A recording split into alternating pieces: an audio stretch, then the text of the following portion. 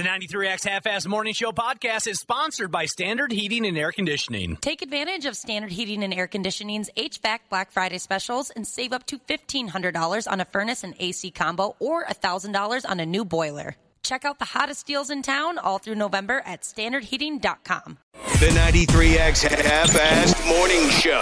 93. Starbucks unveiled its holiday menu yesterday, which includes a new iced gingerbread oat milk chai, which is great if you're looking for something both seasonal and humiliating to say out loud.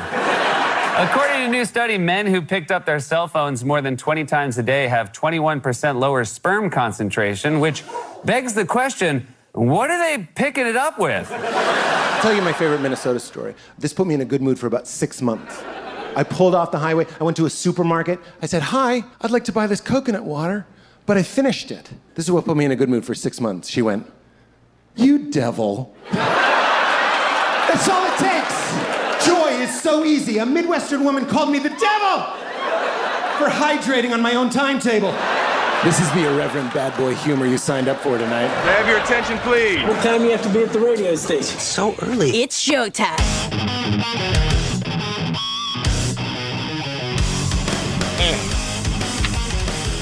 Time to go already, huh? Comes early sometimes. It does. Welcome to the show. Thank you for listening. We're the 93X Half-Ass Morning Show. Yeah, I was over here doing this and that. I almost forgot that we had to go ahead with a radio program, Cubby. You're going to have to set an alarm or something. Maybe so. I've found the older I get, the more reminders I have to set. I'll have to immediately write down, don't forget to do this. Just set a reminder in my phone. Yeah, do you consider doing something like that? I could set a reminder to remind you to do it after the show. I don't know so much about reminders. That sounds like something where you'd have to be playing with your cellular telephone and alarms would go off, and I'm no good at that. But look at this. See, I do this almost every day. Are you serious? It's just a tiny little piece of paper. It's not that tiny. Those are tiny pieces of paper. Yeah. What is it? Look at this son bitch. Okay, it opens up. It unfolds. It's still I small. thought those were several small pieces. Okay, so that's just one that unfolds. Daily, I do write. I write a little note. You can hear me unraveling it. I write myself a little note and put it in my pocket. That's kind of adorable. Have you ever accidentally washed it and then spent a lot of time trying to figure out what the hell did I... Yes! Yeah. No, but I haven't washed these pants in months. But yeah, I had a little note. I still make notes for myself. I put them in my little pocket. You should get one of those journalist notebooks. It's about that size, too. Then you could have a bunch of pieces of paper, rip it off when you're done with that reminder. I'll look into it, Wapple. Okay. I'll look into it. Nick, didn't you say that when you were younger, like in high school, that's how you kind of carried your stuff around too? Was just like putting it in your pocket? I don't remember this story. Or you weren't very, I guess, organized? Oh, I put everything in my books, and then my friends would book flop me, and it was just a bomb of papers. Maybe it was you. Maybe it was Wapple with the... And that's why I still carry, like, if I have papers and stuff, I carry it like a little 2-year-old going to school. Like you carry crossed. What? Like a little 2-year-old? Like arms crossed, you hold everything against your chest. Oh, sure. You're like a running back. Yeah. Yeah, you're just holding on to that baby as tight as you can. Yep. I'm not getting book flopped ever again. That is, I'll tell you, that's one advanced 2-year-old. He's got an arm full of books and he's headed off to school already. Yeah. Here's a suggestion for you, Nick. This text just says note. Don't wash note. Do not wash note. Yeah, that'd be tough to... Yeah, I have to set so many reminders.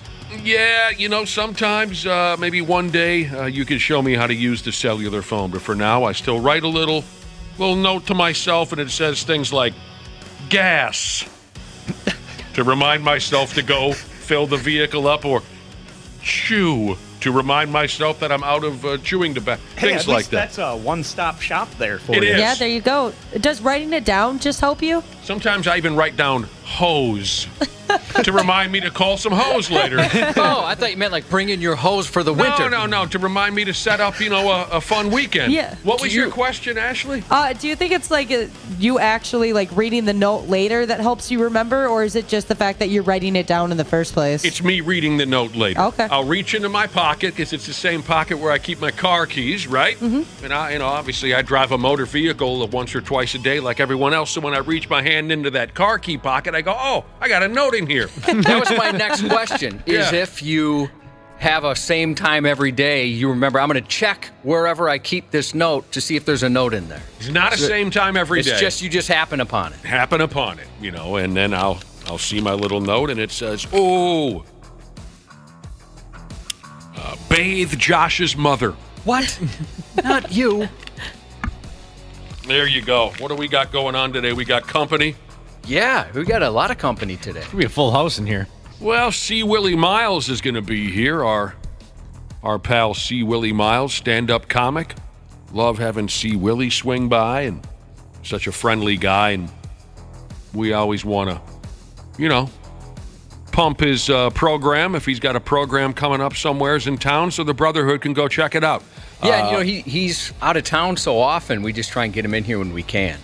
And he is out of town. He's on the road. He's doing a lot of stuff because he does.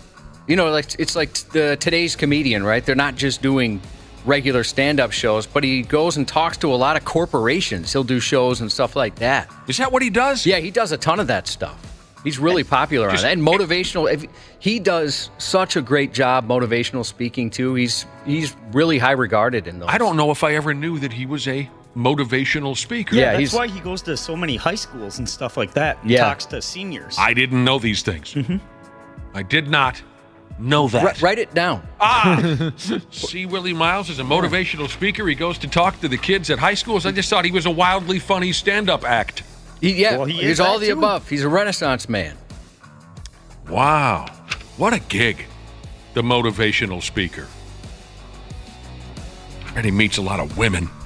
I've seen quite a few good ones, motivational speakers. Have you ever seen Bench Warmer Bob speak? Oh, wait, maybe we did together up at one of those Viking snowmobile trips. Boy, I haven't seen the man in years, and... So good, so funny. If you and I ever watched Bob Lertsema, is who Josh is referring to, old-timey former Viking, my damn, he's got to be getting up there at this point. If we ever sat and watched Bob Lertsema perform a motivational speech, maybe I had gotten into the beer because I don't remember anything about that. Oh, you definitely did.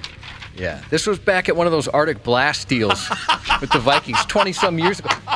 Jimmy Kleinsaucer was still on the team. Oh, wow. The sauce? Yeah. The sausage. Yeah, he was there, the sausage. Well, that was a long time ago. And I'm surprised they had that bit scheduled on such a big drinkers weekend. Oh, man. Hey, let's get wasted and then go see a motivational speaker. I remember a couple of former Vikings falling off a bar stool on one of those trips. I think we went on 2 of them. One of them came smooth off the bar stool. And you're wondering, is it the one that everybody would assume? That's the one. That's the one. All right, then. So, yeah, C Willi Myles going to be here, and his lady. They are best of friends. Also a big deal in town, a big television star. Janel Klein will also be swinging by. Jungle Jane, you know Jungle Jane. She had a mystery last time she was on. She worked on some big project, and she couldn't give us any details yet. So hopefully she can tell us what that is soon enough. I'd like to watch it. You better be the one to ask about that. Well, I don't know if she wants us to. She was very secretive last time. I don't remember this. Did she mention this on air, that she has a secret project happening? She did. You should have wrote a note down. I should have. Have you ever done this, back to the note topic, where you put a note, maybe 1 or 2 words, and later go, what the hell does this mean? Yeah. I've had to put in more details because I've done that so often. I've been doing that too more recently too, just adding actual details, a full sentence rather than just a couple key words, because I look at them like, what in the absolute F is this? Yeah, I do quite a bit of that, Josh. I'll write down a key word, and then I'll have no idea what it meant hours later. That's how it goes. All right, what else is going on around here? We mentioned at this time yesterday, in case you hadn't heard, that we got a date set up for Toys for Tatas. Check our website, 93x.com, if you want to know everything. December 8th, Friday morning, December 8th, we'll be at Rick's Cabaret Gentlemen's Club, piling up toys for the young people. December 8th. It's a Friday, all right? Just about a month away. We went on and on about it yesterday. We won't bother you about those kind of details at this time. And again, like I said, check our website if you got any questions, and we'll be pumping it up and down from now until the event. But something crossed my mind, Josh, here the other day. at this year's Toys for Tatas, should you and I put on an acoustic set for the crowd? And get booed right out of there? I'd cheer. Why would we get booed? Oh, I think people want to see the ladies more so. Well, of course, we're going to see plenty of the ladies. We just put on a quick acoustic set. Can you sing? No. Because everybody knows I can sing. You guys could do it outside and like where everyone smokes cigarettes. That'd be a nice little entertainment out there. It's December. I'm not going outside. All right, I'm going to put on a long, straight black wig, and I'm Nuno Betancourt. You're Gary Sharon. I've always wanted to be Gary Sharon. Who hasn't wanted to be Gary Sharon outside of Gary Sharon? As you know, yes. I feel terrible saying that because he seems like an awesome guy. I didn't mean that at all. I don't know. Why don't we that was for comedic purposes. I've busted your balls on and off about how you're a guitar player, and maybe you should bring, on and off, haven't I said, you should bring your acoustic guitar into the show and play us some songs or something. Well, write a note. You have my acoustic guitar. Oh, I do? Yeah.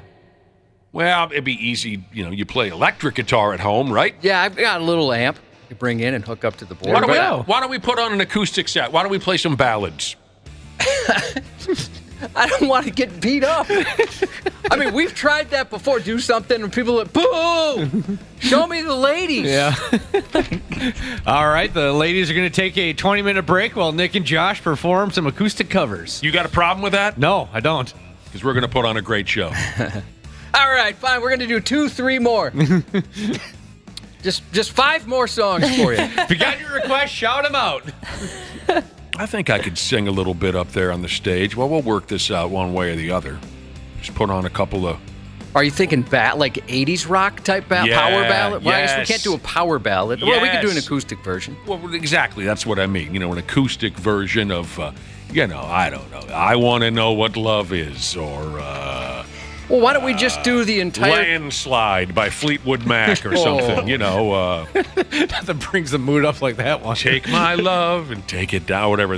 Why don't we do the entire 5-man acoustical jam album from Tesla? Signs everywhere, there's signs. We'll work it out. It's just an idea. Not everyone has to drop their pants and take a dump all over it in unison. It's just an idea that we're working on. I would like to get a lap dance during your guys' acoustic set while you guys are, like you said, singing like Fleetwood Mac. Hey, that would pay off for you. Yeah. It would. You want to know why? You'd string it out a little bit longer for me. Because a friggin' acoustic power ballad, you can milk that pig for 11 and a half minutes. And you got ass in your face, and you're thinking, if this was... the latest pop song, it'd be over in 3.5 minutes. But instead, Josh and Nick are milking this old-timey power ballad. I'm going to be here all day. It would work in your favor. You know who would hate this the most? Rick's Cabaret. Actually, no, the dancers and then Rick's Cabaret. We can do no wrong in their eyes, and everybody knows it. All right, fine. Maybe we won't work on this idea. I didn't think I would get this kind of resistance. I thought it would be celebrated. I just want the crowd happy. That's all a guy wants. I was just reading about singers this morning. Singers. Who's everybody's all-time favorite singer? Wapple, go. Oh, boy. Probably Dio. All right, Ronnie James Dio. That's a good one. The immortal Ronnie James. Smashley, who doesn't probably know a good singer, but go ahead anyway.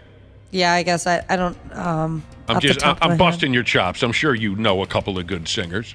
I don't know his name because I suck at that kind of stuff, but I'd say the lead singer of my favorite band, A Day to Remember. A Day to Remember. Dana, Bruce Springsteen. And Lady Gaga. Josh. 2023 Vince Neil. Oh! It doesn't get any better than that. 2022 Bon Jovi. Oh, wow. Boy, I'd probably say, and I have so many rock singers that I love so much. And I just think so much of guys like Lou Gramm I already mentioned Foreigner this morning. I Want to Know What Love Is, which isn't my favorite Foreigner song by any stretch of the imagination. Guys like Lou Gramm and Mike Reno from Loverboy and on and on. I could sit here all day long. But if we're talking about hard rock, for my money, I think the greatest hard rock singer of all time is Rob Halford.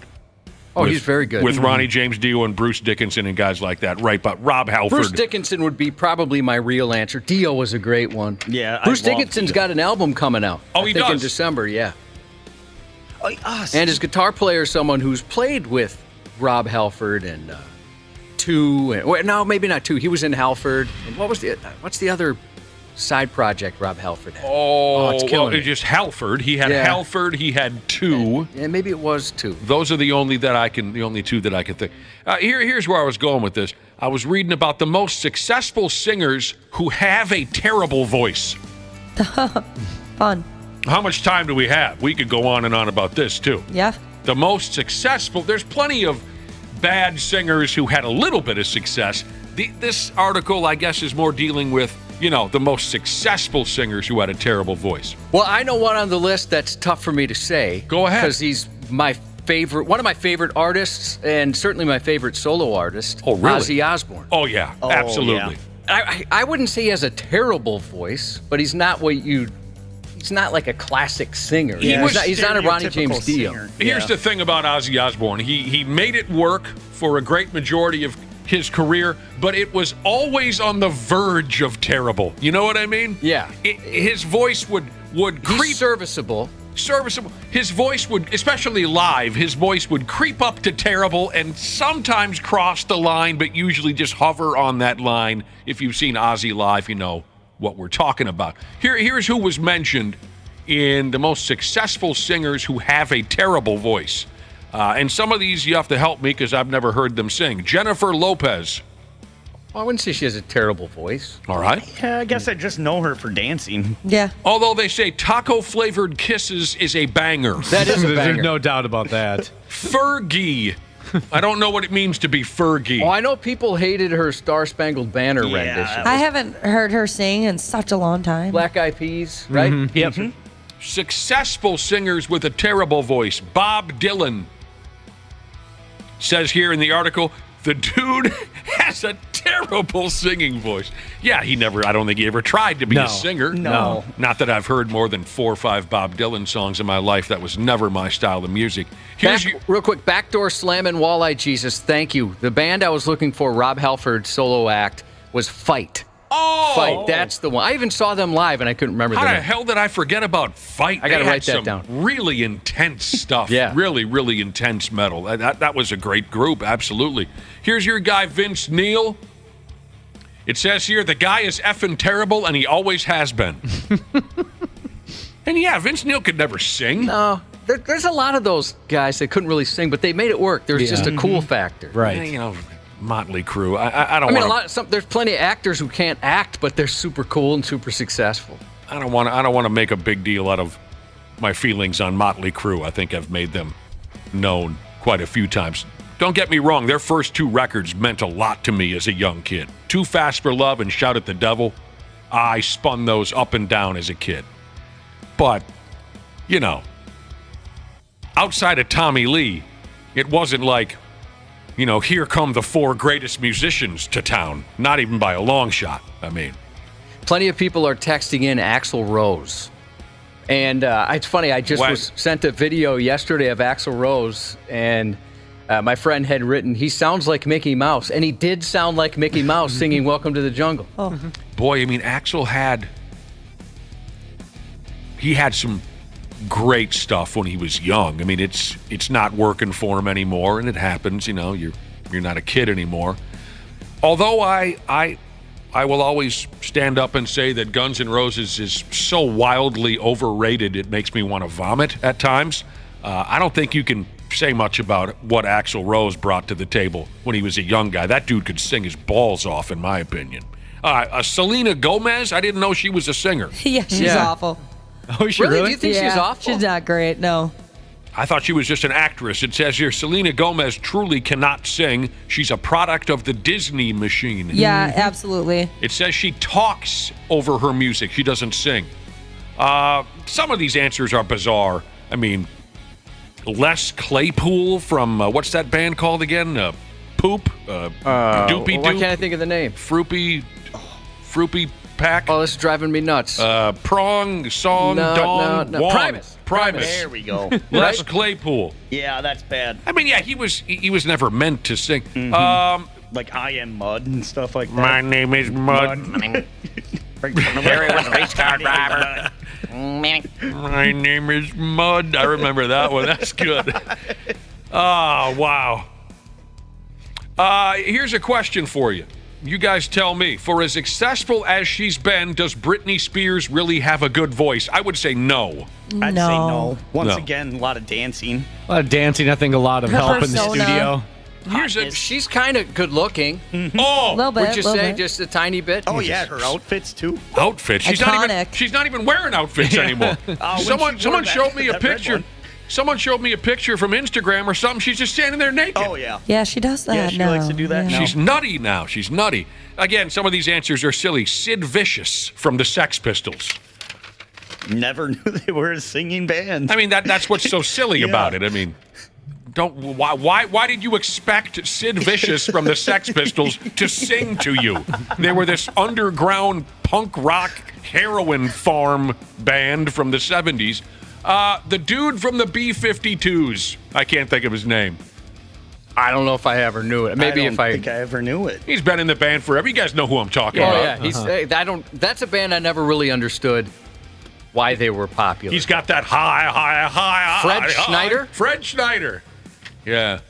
Great. See a little sign at the side of the road that says 15 miles to the low. You know, he's just funny. He's fun, you know. It says here, someone who threw in Fred Schneider says, don't get me wrong, I like them, but the dude can't sing for squat. I like his janky-ass voice, but it's not objectively good. No, it's not. Got a text here saying, is Weird Al on the list? No, we're running down the most successful singers who have a terrible voice. Are you kidding me? Someone better just be joking around about that. Weird Al can... They obviously didn't know what we're talking. Weird Al can out-sing 9 out of your 10 favorite friggin' singers. Madonna, they say, she's not bad, but she ain't great either. Yeah, I mean, she could bring it when she was a kid. Yeah, definitely. I don't know what it means to be Tom Waits. I've heard that name over and over again my whole life. Who is Tom Waits? How do you even describe Tom Waits? Did he sing? They got your guy, Butterscotch McGee, here on the list, Ashley. Machine Gun Kelly? Machine Gun Kelly. Gosh, yeah, he sucks at singing. Very successful, but can't sing. Billy Corgan? Absolutely. My God. It hurts me sometimes to hear Smashing Pumpkins. His voice is so awful. Somebody texted in Corey Feldman. What? He's awesome. He's a great singer. Somebody told me he's an actor, too. Yeah. Corey Feldman? He tried a little bit of acting in the 80s. Dana, you looked at me like I was a moron. So I thought you'd pick up on the sarcasm. No, it took longer than I wished it would have for that to register. Anthony Kiedis, Mick Jagger, successful singers who can't sing. Katy Perry, never heard her sing. What? I love Katy Perry. I think she has a beautiful voice. I can't even explain, says one individual who contributed to this article, I can't even explain how much hatred I feel when I hear Adam Levine sing. Oh, the Maroon 5 guy. He's got some... I used to jam out to that. I guess I haven't heard him in a while. Isn't he the lead singer of Journey now? Oh, no, that's Adam Lambert. Sorry.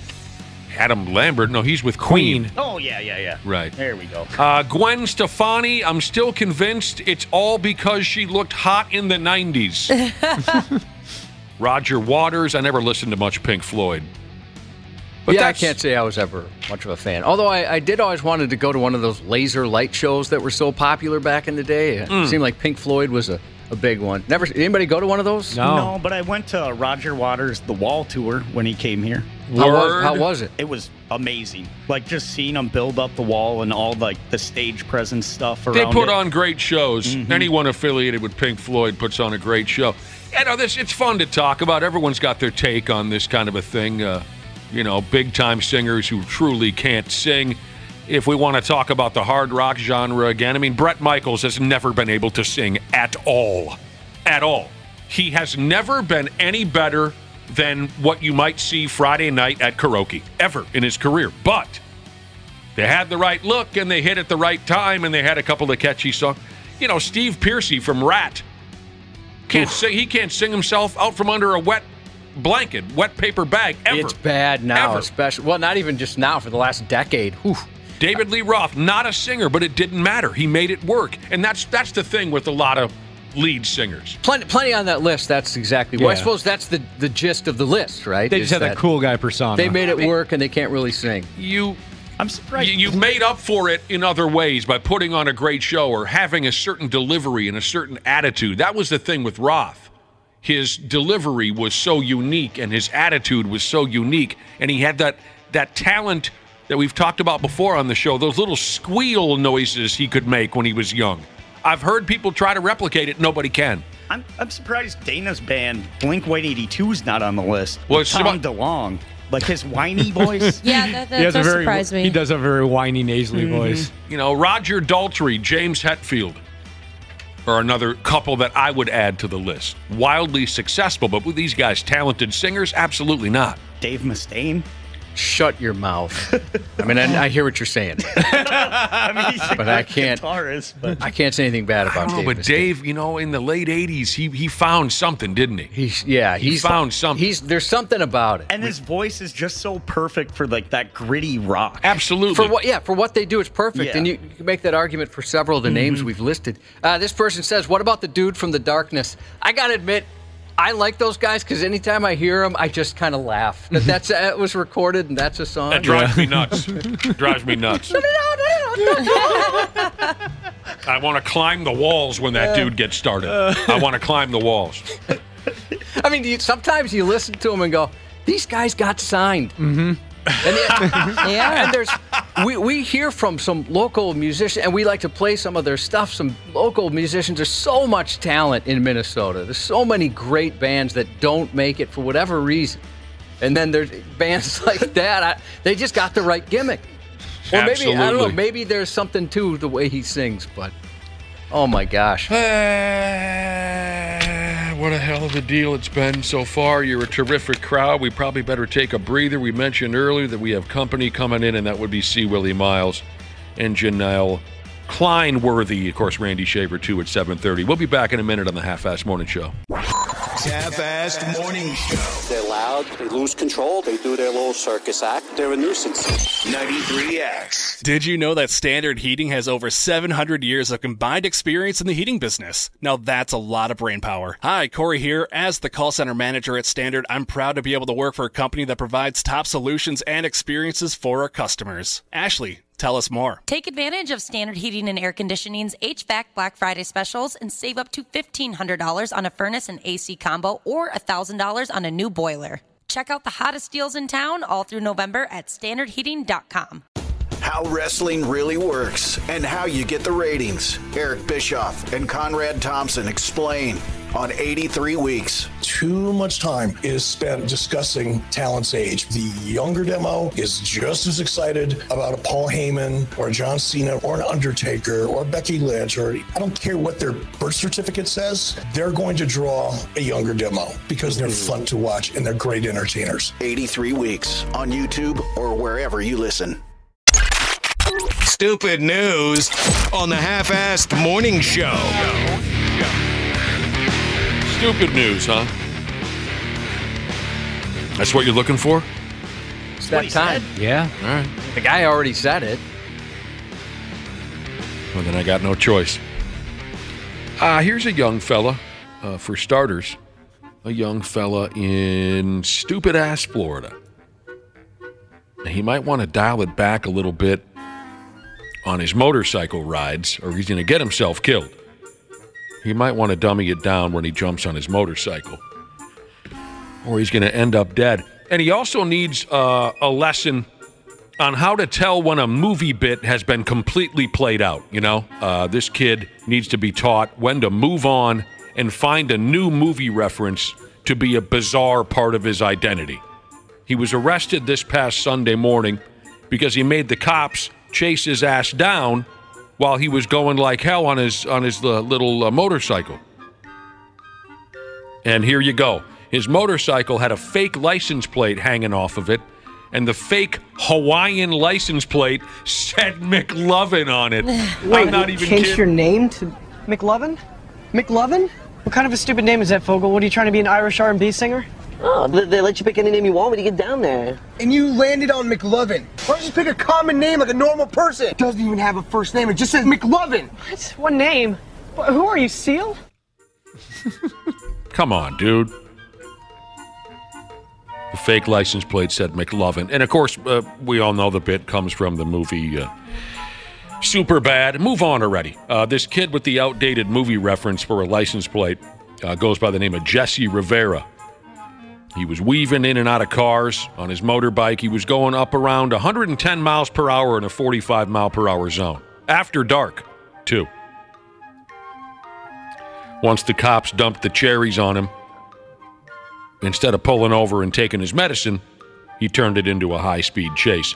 Once the cops got him pulled over and everyone had come to a stop, Cubby, then he tried to pull a fast one and kick his bike into gear real fast and take off again. Here I go.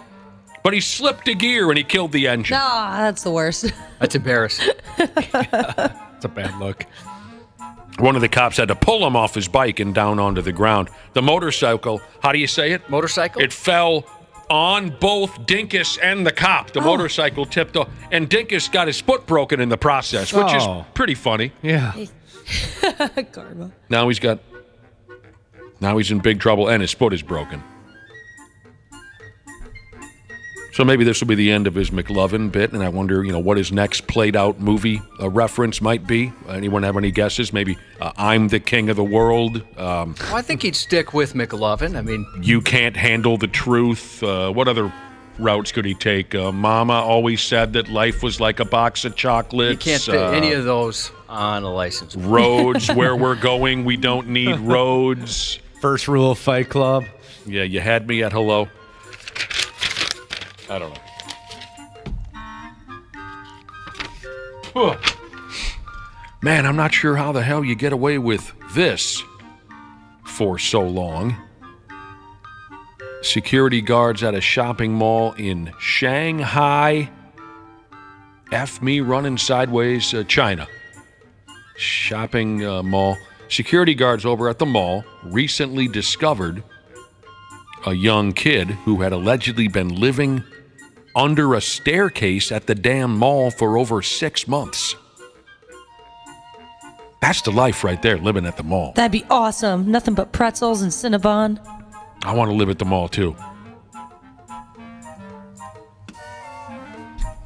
Dude was living under a staircase for 6 months. The story says this effing guy was living quite comfortably. That's how the story put it, and I saw a video of the dude's setup, and yeah, it didn't look bad at all. He had a tent with blankets and such. I think the tent was set up on top of a mattress. He had a desk and a chair and a computer hooked up to the internet so he could masturbate and all the comforts of home. Did you see the video, Josh? Yeah. Not a bad setup. No, not too bad. And it's free. And it's free. And you got free reign of the mall after it closes, I never saw Absolutely. the Terminal Man, but like that, where the dude lived in was it a Paris airport for 18 years? Something like Gosh, that, yeah. that'd be so cool. Yeah, there's like a few movies that I've seen where this is like the gimmick that they're living in a mall or alone in a mall or zombie apocalypse, so they get to go check out the mall. And I've just always been so jealous of that. I want to raid some stores and like deck myself out in Nike and go get a pretzel.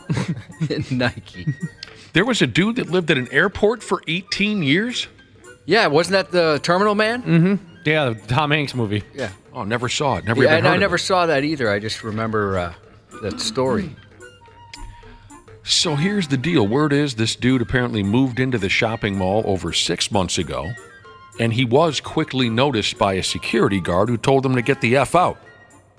But the dude talked his way into staying. He told the security guard that he was only living under the staircase there because he needed a quiet and secluded place to study for a college entrance exam. He promised to leave right after the exam, but he didn't leave.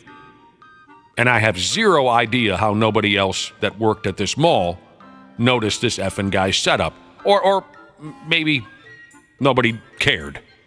Maybe plenty of people noticed and they just didn't care. But the dude's been arrested. His story got mixed reactions from social media dorks. Some people claim he's nothing more than a parasite that could have caused damage to the companies operating in the mall, or he could have even attacked someone. Others have been praising his ability to remain unnoticed and save money on rent. It's a life hack. What a brilliant life hack.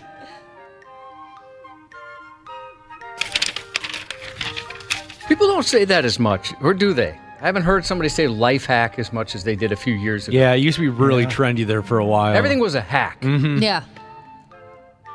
Yeah, I hear you. But that's the life, living in the mall. What's the weather like outside? Who cares? I live at the mall. Yeah. Doesn't matter to me. Is traffic a nightmare? Doesn't matter to me. I live at the mall. Mixed degrees on The Terminal with Tom Hanks. A couple people said it's a great feel-good movie. Other people said I like Tom Hanks, but that movie sucked. Yeah, I remember being kind of boring the one time I saw it. Well, that's Tom Hanks, in my opinion. Boring. Oh, really? I like Tom Hanks. More often than not. He was funny when he was young. Oh, man. Super funny. That's for sure. This can't be right. My God, what have we become here? I've never taken an interest in heading out to Disneyland or Disney World. That's not my type of thing, but I know those effing joints are popular as all hell, despite the price of admission being insane. This is just disgusting. Right here, folks have been crapping themselves while standing in line. Those lines can get long. They do. So gross. At those two effing fun parks that I mentioned, Disneyland and Disney World. This is according to witnesses who have watched the turds roll. What ride could possibly be that good that you just drop trow and take a dump right in front of people?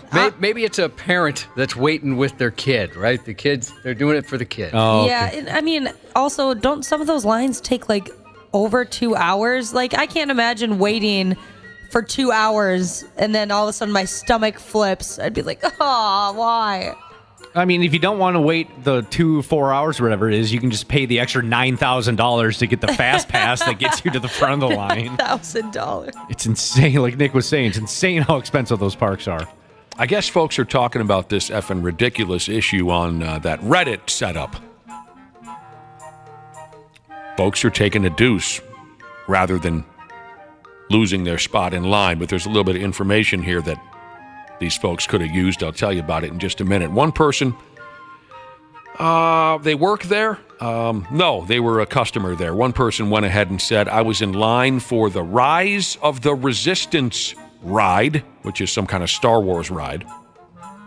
Someone let their kid take a deuce on the floor, and they just walked away and left it. The Star Wars Resistance ride, or whatever the hell it's called, the average wait time for that pig is about an hour and a half.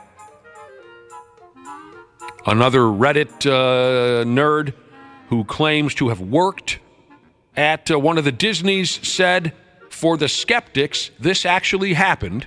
You know, they were there when the kid took a deuce on the floor waiting for the Star Wars ride, and they say this was one of 3 human poop-related incidents at the ride just that day. Someone else on Reddit claimed to have worked at Disney World in Orlando, stupid Florida. Apparently they see this type of thing a lot. They said, bodily fluids no longer bother me after working at Disney. The staff at Disney World has nicknamed the area where folks wait in line for the Star Wars ride, they've nicknamed that area Poop Hall because of the amount of times people have dropped a deuce in there. They put up a security camera in the hall. Didn't stop anybody. Security cameras didn't even stop anybody. They're just shaking a turd down their pant leg. Shaking it down. Eventually it comes out the bottom of the pant leg and lays there on the floor, and it's no longer their problem.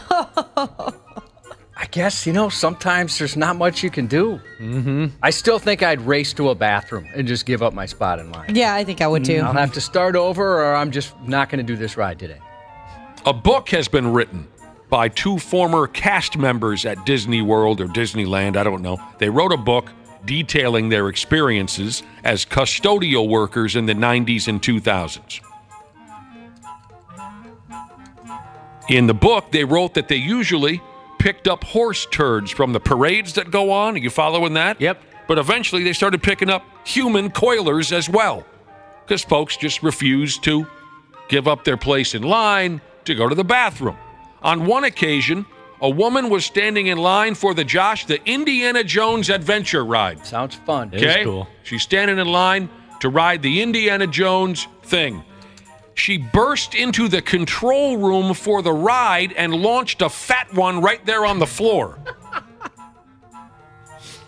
The ride operator, he can't give up his post, right? He's driving that Indiana Jones thing, or he's steering that thing around. He had to gut it out until someone came in and cleaned it up for him. Wapple also found out Disney doesn't like it when you check out Short Round's package on that Indiana Jones ride. You stay a little too long, they're going to kick you out. Yeah, got batoned. Now, here's the thing that these friggin' people should have known, could have known. If you need to use the John during these ridiculous long waits for a stupid ride, you can alert a staff member and they will hold your place in line for you. Huh. I don't know what the problem was if these people didn't know that. I would imagine at this point, Disney's got to be putting up a sign about every 5 feet alerting people of that, because that could have helped them out a little bit. Jesus. Can you imagine if that's your job? You're a poop holder? Like you just hold people's lines? Well, you're not holding poop. Now, No. be specific. Yeah. Because I would not apply for that job. You're a Wapple, I think line holder for you're- people who have to poop. Line holder. Yeah. That- But I am imagining someone who is a poop holder, and I wouldn't like that job. Sounds a little messy. The average wait time at the, Disney's Magic Kingdom. I don't know what these places are, but I can tell you this. That's average, the main one, the Yep. one you've seen on TV. Okay. The average wait time to get on the Seven Dwarfs Mine Train is 78 minutes. That's over an hour, as you know. Wait times at Space Mountain, around an hour. Oh, Space Mountain, now we're talking. Ric Flair's nickname for having sex with him, a ride on Space Mountain.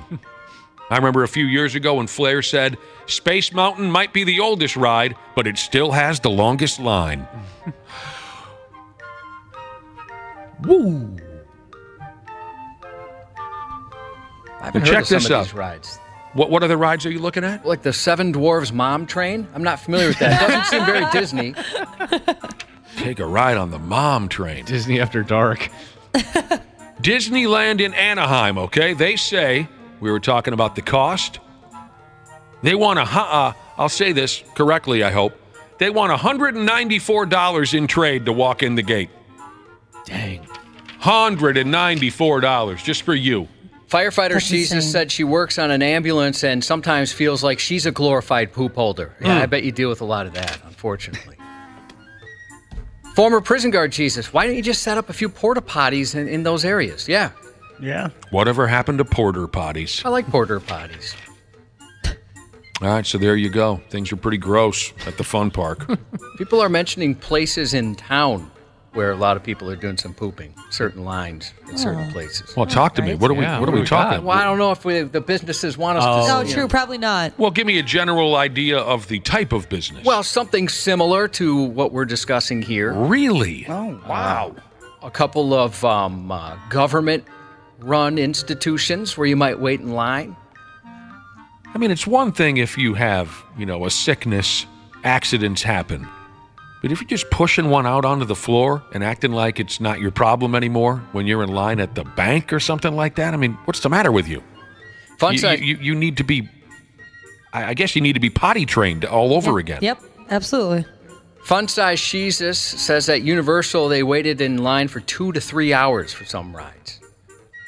I'm telling She you. would be the one to know. She goes there quite often. She loves that place. Oh, does she? If I'm standing in line for 2-3 hours, I better legitimately be going to space. Is You there know what a I mean? beer guy? Pardon me? Is there a beer guy that like a beer cart lady or something? Yeah, for 2 or 3 hours, I'm gonna run out of beer like instantly. Well, yeah, I gotta imagine worry about that. you could gotta bring a flag- beer helmet. That sounds really stressful. You could probably flag someone down for a cold beer, I would imagine, but I wonder how that works. I was waiting in line for an oil change the other day, and I had the thought, I wish there was like a guy with a hot dog cart right outside right now. That'd be fantastic. That would be cool. A hot dog. You could probably order DoorDash or something. Somebody suggested that too. You could just deliver to your car. I'm the blue Ford Fusion, about 4 cars deep at the Valvoline. there's no way a roller coaster ride is worth an hour or more in line. Absolutely no way. Maybe when I was a young person. Not one of them. No, If it's never. like a 2-hour you. ride, maybe. But what are they, like under 30 minutes? If I'm giving you $194 and I'm waiting in line for 2 hours to go on the Indiana Jones ride, Harrison Ford better be in there. Put me in an old-timey car and we go fight some Nazis. I mean, Steelers fan Jesus said his sister worked at a bank in Rochester. A guy dropped a turd in line and just shook it out of his pants like it was nothing. I saw a grown man drop a turd in my neighborhood a few months back. That's how it works. You kind of have a neighborhood for that. Yeah, no, that thing is like it didn't even faze me really. I was like, oh yeah, that makes sense.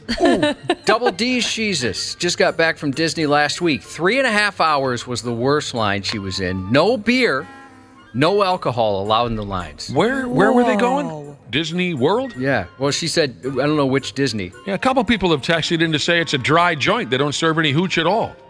Now, why in the hell are grown folks going there? What? What grown person would go there? Remember my story about my buddy who took a deuce, just squatted right in the middle of the old Met Center parking lot at a North Star playoff game 30 years ago, and there was a group of guys surrounding him while he did it. He didn't care. He just kept pushing. There was a group of guys surrounding him that went, big poop, hey! Did it, big poop, hey! Did it. That's hockey in the early 90s in Minnesota. Yeah. Like my neighborhood, the stories I've heard about tailgates outside the old Met, that sounds like a place where wouldn't faze you if you saw somebody just laying one down. We went crazy. All right, anyone know what they want in trade these days for a toilet? Like at Menards or Home Depot? Because someone over there in England just stole a $6 million toilet. I mean, is my toilet worth $6 million? No, it is not. Nope. Yeah, you can spend quite a bit on something like that. You can get into the thousands if you want yourself a smart toilet. A smart toilet? Yeah. What does that get me? Well, a warm seat. Oh. Probably has a bidet attached, Dana. I'm guessing the bowl lights up, so at night. A downward fan to get rid of any odors. Oh, a downward fan. I have never heard of these things. Do you have one of those? Me? No.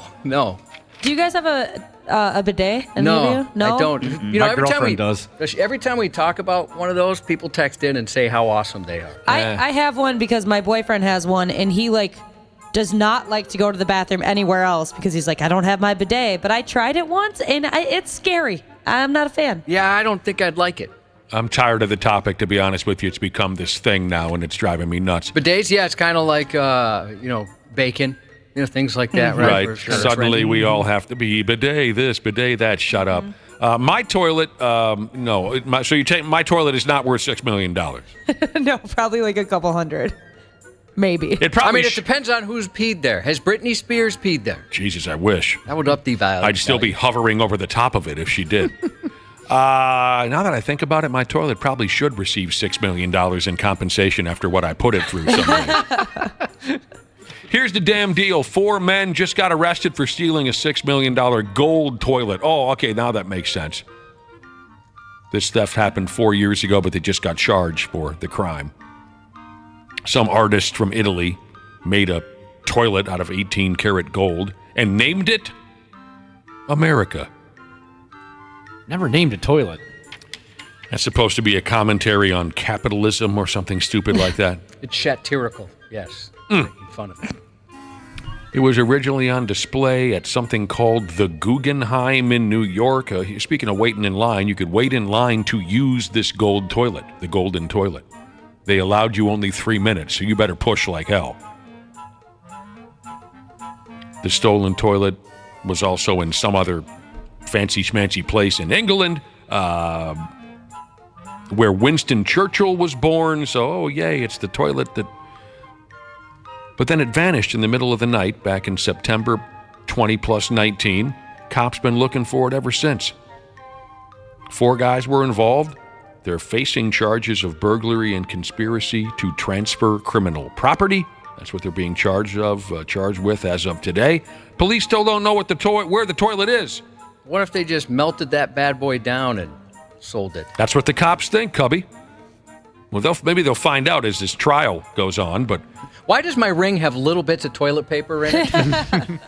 Chances are they say it's no longer a toilet. They think the guys melted it down a long time ago to sell the raw gold, they say. The raw gold.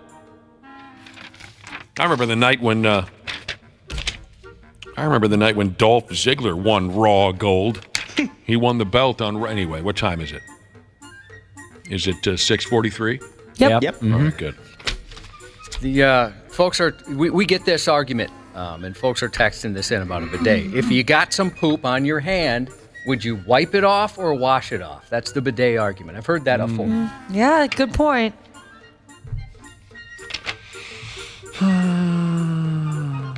For me, the answer is it depends on the day. I've been lazy enough where I'll just wipe it on my shorts. Some days you just kind of give up. We'll try it again tomorrow. All right, is it that time of year again? It looks like it is. It's that time of year again when doctors do a little arithmetic and they count up how many people have come on into the emergency room over the past year with something or another stuck in their bottoms or other available orifices.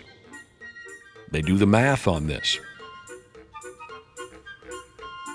It says here nearly 300,000 Americans go to the ER every year to have, quote, foreign objects kicked loose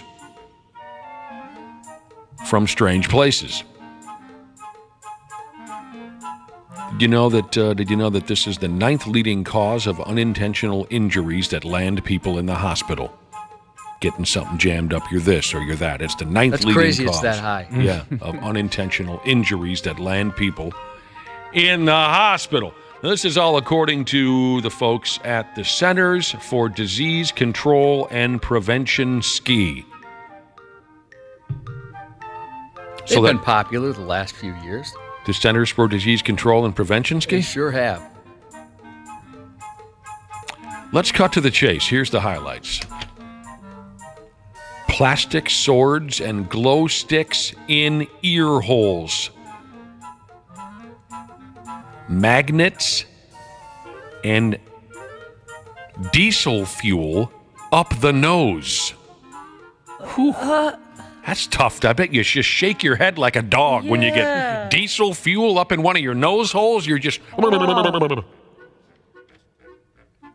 Steak knives and video game controllers down folks' throats. Oh. God dang. Wapple, you mentioned you've blown up playing video games. Have you ever been so mad you wanted to take your controller and ram it down a friend's throat? Never. Oh. That'll stop him talking trash. Talking about my mom again? Having a steak knife down your throat. Can you imagine the panic involved in that? Oof. Just that's terrible. Anything is scary, but a steak knife. That's a long ride to the hospital when you got a steak knife in your trachea. I recommend we go on the smoothest road possible. Oh. You know what else happened? Some folks lost their car keys and their USB cords in their penises. Oh, I hate those. Car keys? Yeah, the keys. I wouldn't be able to do that. Car keys, house keys, keys to the camper, right down the old, what's that spot called again? Urethra. I don't know if I could take a USB cord even. Maybe a USB-C, but not a USB-A. That's crazy. Yeah. That's nuts. Bars of soap and spatulas that got locked inside virginas. Oh, man. Can I ask you something, Ashley? This is a personal question. Yeah. Is it stingy soap there? Because for guys, if it gets in the hole, that's very bad stingy. times. I guess I don't know. It would be really hard to get it all the way up to somewhere where it would actually sting. Okay. I think. For the most part, it's protected, but you can't take too many bubble baths. That's a thing. Because of the situation. I've heard that. Every dude remembers the first time they got their parents' cheap bar soap shot up their urethra. Okay, honest. It's like being electrocuted. I've always had questions about that because obviously I have showered with men, so like I've the soap. I've seen them do the situation. It looks like it's really easy to get soap in that area. Yeah. Or does it have to be like angled? Well, obviously I've also showered with a lot of men. Yep. And I've wondered the same thing. It's a perfect storm is what it is, Ashley. Okay. It's not easy to do. You don't encounter it very often, but when you do, you remember it until the day that you die. Okay. Yeah. I remember when Irish Spring got up there. That stung more than any other brand of bar soap. Yeah, my dad had that. God, that Irish Spring. Yeah, I had to jump out the shower and kind of dance it off. You know what I mean? All right, what else happened? Nearly 4,000 people were hospitalized with foreign objects in the can. A lot of them were things like vibrators and anal beads, but there were also marbles and bottles and such in folks' bottoms. Let's see if I missed anything important here. I don't have any specifics on where exactly these items got stuck inside, folks, but they got in there deep. You'll just have to use your imagination on which hole these things fell into and stayed there. I think I mentioned magnets already. Okay, yes, cell phone chargers, lollipops, orange peels. Oh. A cufflink. Bugs. What, do you got a bug up your ass? Well, yeah, actually, a rock, a pencil eraser, a battleship game piece. Boy, it's been a while since I played that game. That's a fun game. Mm-hmm. I don't care what orifice you bring my way. I don't want any shoe glue getting in there. Oh. Someone had shoe glue in there, this or there that. Lighter fluid. Oh. No smoking around me right now, boys. No smoking. I put a little lighter fluid up my candle wax. We all know how that happened. Mm-hmm. Oh, we all know how they got some candle wax in there, this or there that. That used to be one of my favorite games, the candle wax game. Can't say I've ever played. It'd be fun. It hurts a little bit, doesn't it? It hurts and it also feels kind of good? Yep. Good. Yep. That's what we're looking. Someone had a used match jammed somewhere. Someone had some yarn go somewhere. Gummy worms, LED lights, flowers, cheese. Cheese. Not cheese. They got cheese up there. Ew. Maybe it was that old joke about Ole and Lena and the mouse. Remember that one, Josh? Sounds familiar. Maybe that's how they got some cheese up there. Ole and Lena and the mouse. Hey, some of you remember that joke. 5-foot Hawaiian Jesus says of the soap getting in privates, it does hurt and it does burn for ladies. I guess I've never had that experience. Try it out. No, thank you. I'm good. Yeah, report back. This person says, I'm a nurse. I worked in an ER and had someone come in with a summer sausage stuck up their butt. Oh. It was the biggest summer sausage I'd ever seen in my life. You guys would die if you saw the x-ray. Oh. Someone else texted in about a bocce ball back there. Bocce balls. That is large. Does anybody Very know? large. Does anybody know anybody who admits to having to go to the hospital for this reason? No. No. But I do know a guy who recently revealed he had sex with a nectarine. Oh. Yeah. I Good thought that'd for be him. awful stingy. Oh, yeah. Yeah, what do you call that again? Oranges have it in there. Citrus? Citrus acid. Yeah, I would think that would be very painful. Why do you want that anywhere near your pecker? I don't know. Okay, of the thousands and thousands of items that people have had jammed in their bottoms and their privates and their ears and their eyes and their nose, I'll just give you my final rundown on some of the more interesting objects, and then we can move on. A small flashlight got in there. A cigarette got in there. Darts. Ooh. A drumstick got stuck. A golf ball. Wrenches. That would be tough. Action figures, a vegetable peeler. That's some bitches. Ooh-wee. And a fishing pole in the butt. I got one. Get the net. I hope it's an ice fishing pole at least. Get the net. It's a keeper. Fishing pole in the butt. Got a text here about someone who's a part of a local fire department. They had a call a while ago where an elderly lady was constipated. She got desperate and used a steak knife to get it out. So maybe that explains our steak knife, pal. Oh, out of everything. Why? Oh, my gosh. It's all she could reach. She was desperate. It's all she could reach. It was either that or the...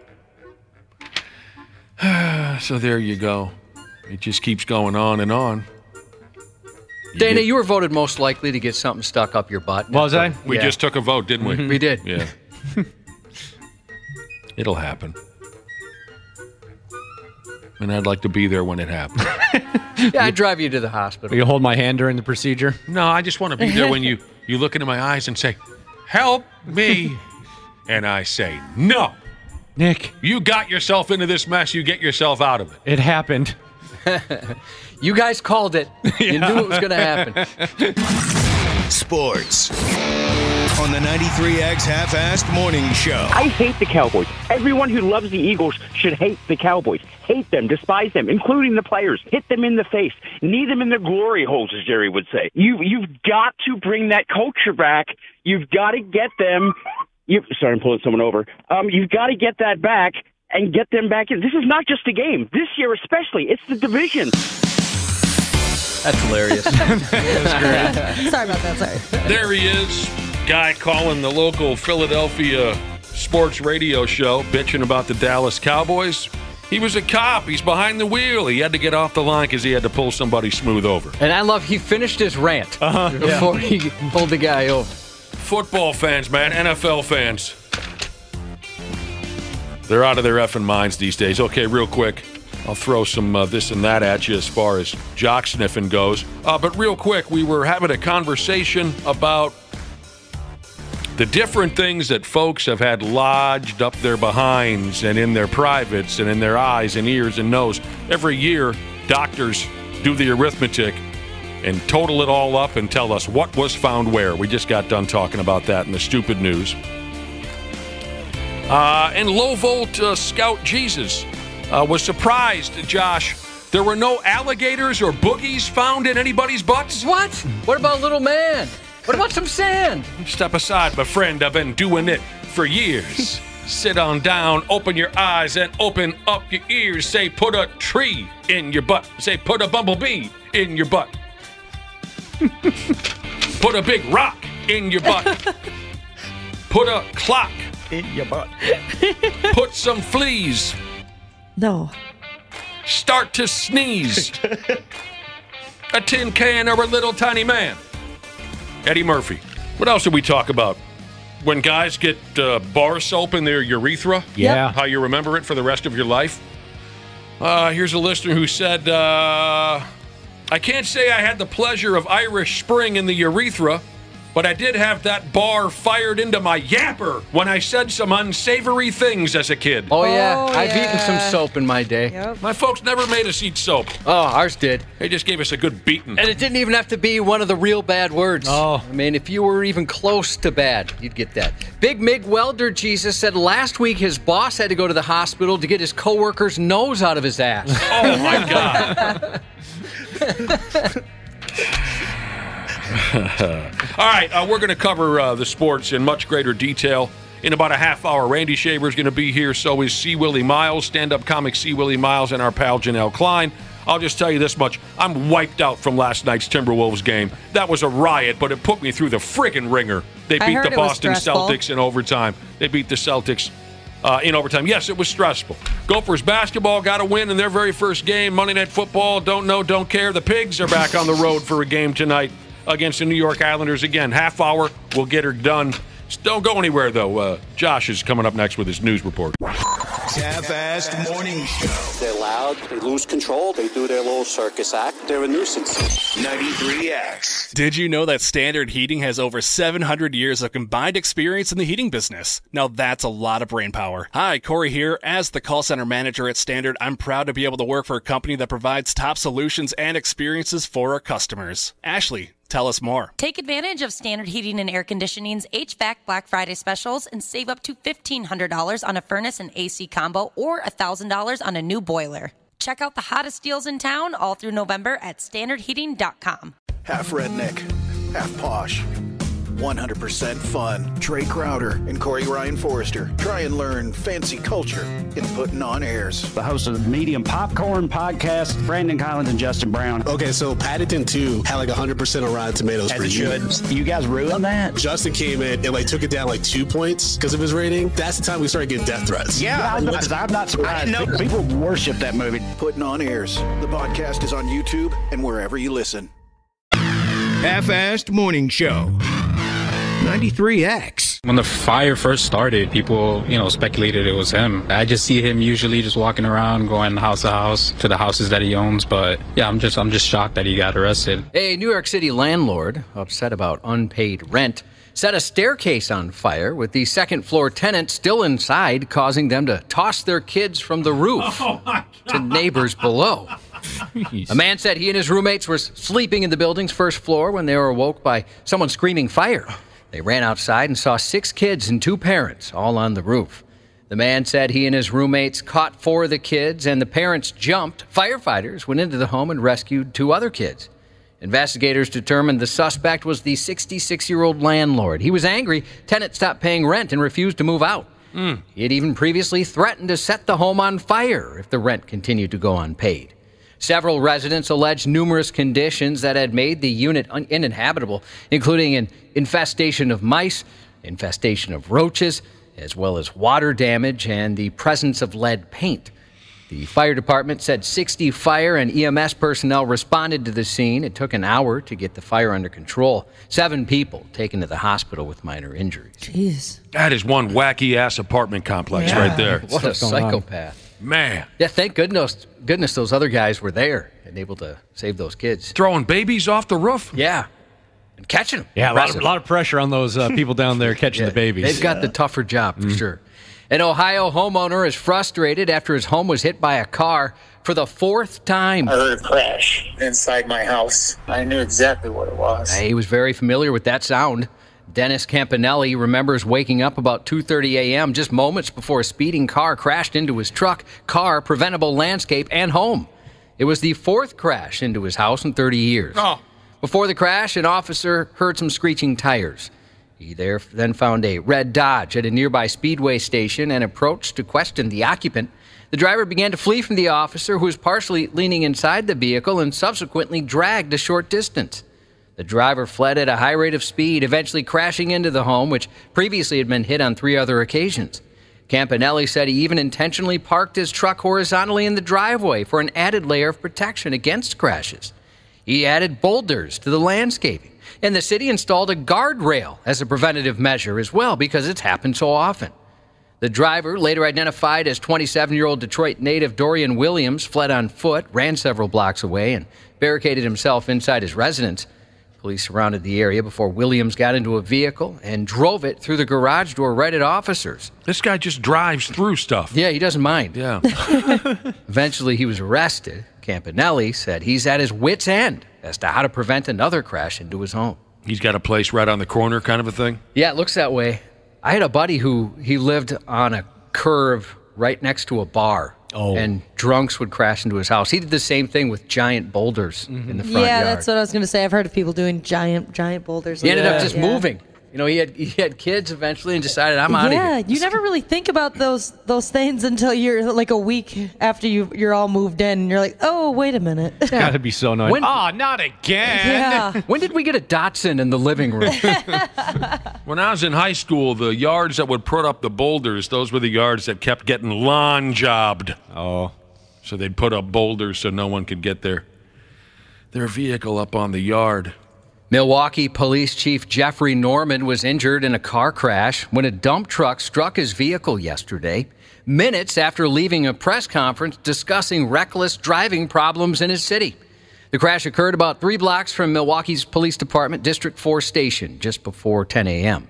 Witnesses at the scene said a dump truck failed to stop at an intersection and hit the vehicle that the chief was in. Milwaukee Mayor Cavalier Johnson... Get the hell out of here. I'll show you a Cavalier Johnson. Who was at the press conference before the crash yesterday, said, I reached out to Chief Norman to offer my wishes for a quick recovery. The traffic crash that injured the chief was cruelly coincidental in that it took place immediately following our news conference on reckless driving, the mayor said. He said, we didn't need this type of reminder that all drivers need to slow down and increase caution on our roadways. You got to be cautious. You do.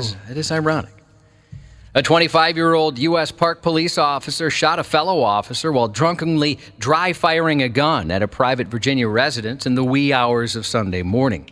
An initial investigation determined the 22-year-old victim was shot by 25-year-old fellow Park Police officer Alexander Roy. The 2 men were off duty together at a party inside an apartment. There were a total of 4 people inside the unit, and police said 3 of the 4 people inside were U.S. Park Police officers. By the end, it was like 14 to 20 cop cars, all just lined the whole street, they had blocked down there to about those pedestrian signs there. Police and then U.S. Park Police. Detectives determined Alexander Roy was attempting to dry fire his firearm, but unintentionally shot the victim because he believed the gun was unloaded. What does it mean to dry fire? I believe that means pulling the trigger without a bullet in it. Oh, fair enough. Police you ever suffered from dry fire, Cubby? No, thank goodness. Thank goodness. You got to get out some balms and some lotions for such a thing. I've had it where I couldn't get the weapon to fire at all. Oh, never Never dry fire. I've heard about those. Police said alcohol is believed to be a factor in the shooting. You bastards, you. Yeah, that's silly. Silly behavior. A Philadelphia police officer was injured when her gun accidentally went off in the bathroom of the Fraternal Order of Police Lodge No. 5 headquarters. This was in Northeast Philadelphia. Oh, gosh, I bet that's embarrassing. According to police, the incident happened about 6:54 p.m. Friday. Officials said the officer was in the restroom when she was involved in an accidental self-inflicted shooting. She was struck in her right forearm. Sucks. She was taken to a nearby hospital where she was listed in stable condition. Shot herself while sitting on the head? Yeah, I guess. Doing something in there. These next 5 stories, all from Florida. Of course. God's gift to morning radio. 2 12-year-old boys have been arrested for shooting a BB gun at a Florida deputy Sunday. The officer was responding to a call about 5 p.m. regarding kids shooting BB guns near an intersection. Their guardians had no idea where they were and how they got these BB guns, but they had 2 BB guns with tons of ammunition. When they got there, the Hillsborough County Sheriff's Office said the boys fired at the deputy squad. When he's turning onto the street, his entire driver's side window blows out. We're just very grateful that this didn't end in tragedy. I'm appalled at the behavior of these 2 individuals, Sheriff Chad Chronister said. They could have seriously injured someone and will now face the consequences for their actions. Talk to your kids about the dangers of BB guns. A lot of kids just think it's fun and you're not going to hurt anyone, but who knows what could have happened had this made contact with the wrong person. The investigation is ongoing. Sounds like a good way to get killed before you hit puberty. Yeah. Oh, yeah. Especially nowadays, and especially in Florida. A Florida woman was arrested after racing down the highway at 120 miles per hour. 31-year-old Brittany Bianchi was caught driving over twice the speed limit about 8:30 p.m. Saturday, the 21st. After pulling her over, troopers found she had bloodshot and watery eyes, smelled like alcohol, and slurred her words. She was drunk and bitchy. When explained they were taking her into custody on a charge of DUI, a charge that she had already been convicted of twice in the past, she began shouting, cursing, name-calling, and making sure the troopers knew that none of the charges would hold up in court. 0% chance of that happening because I'm not under the influence of anything. I still have to make a decision. You're talking about you smell alcohol in my breath. That's 0. That's not irrelevant at all because that's not true. While in the back of the patrol car, Bianchi continued to be argumentative, yelling at the trooper through the partition window. And when he tried to shut it, she dug her fingernails into the trooper's hand, causing him to bleed. The report shows after seeing the trooper's injury, Bianchi yelled, "Good." She also tried to reach through the window to grab the trooper's rifle before other law enforcement officers were called in to control her. Boy, I wonder if she's got a husband. Boy, I don't know. You know what I mean?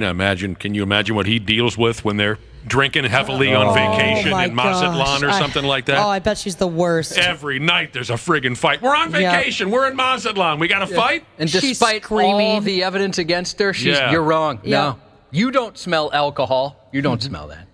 A 37-year-old man was tased and arrested last week after deputies said he fired a gun in public while hammered.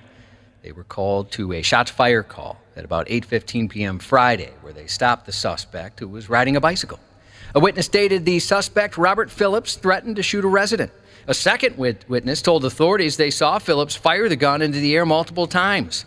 Authorities said Phillips was shocked with a taser as he continued to resist arrest. And after a search, they found a loaded .40 caliber handgun. A Florida man was caught on camera slashing 27 car tires in a Miami-Dade neighborhood. The whole neighborhood was in a mess. Everybody's tires were slashed. The cops were here. Everybody's running around trying to figure out what happened. It was very shocking. The 41-year-old fully admitted he did it because he said he was exposed to secret that is government info. and he had even warned the CIA. I went on the record. I'm dealing with secret government influence, commonly known as Masonic or federal. I want to just let that be known. I'm dealing with a federal case. I was caused to act like a security guard at an airport. I was exposed to secret government information. I'm dealing with a federal case, and I'm being demonized. You're free to go. That is an important man right there, Josh. I know. He had a lot going on. He has lots going on that you wouldn't even understand. The court's just getting in his way. Surveillance footage shows the man walking through a neighborhood with a knife, puncturing the tires. Sir, this case, you're not necessarily being demonized, but they are accusing you of slashing tires. A neighbor claimed it was the second time the man was slashing tires. Yes, I am working for the government. I love that bit. That is one of my favorite all-time bits. Very important case. Ask any clandestine agency, they'll tell you. I'm their number one agent. In our last story from the Sunshine State today, while inside a haunted house on Halloween night, a Florida man dressed as an FBI agent allegedly struck a victim in the face with a BB gun, claiming he thought his target was a statue. The free haunted house, with a sign outside that asked, "Are you brave enough to make it through the manor and get some treats?" was constructed inside the home of the 47-year-old male victim.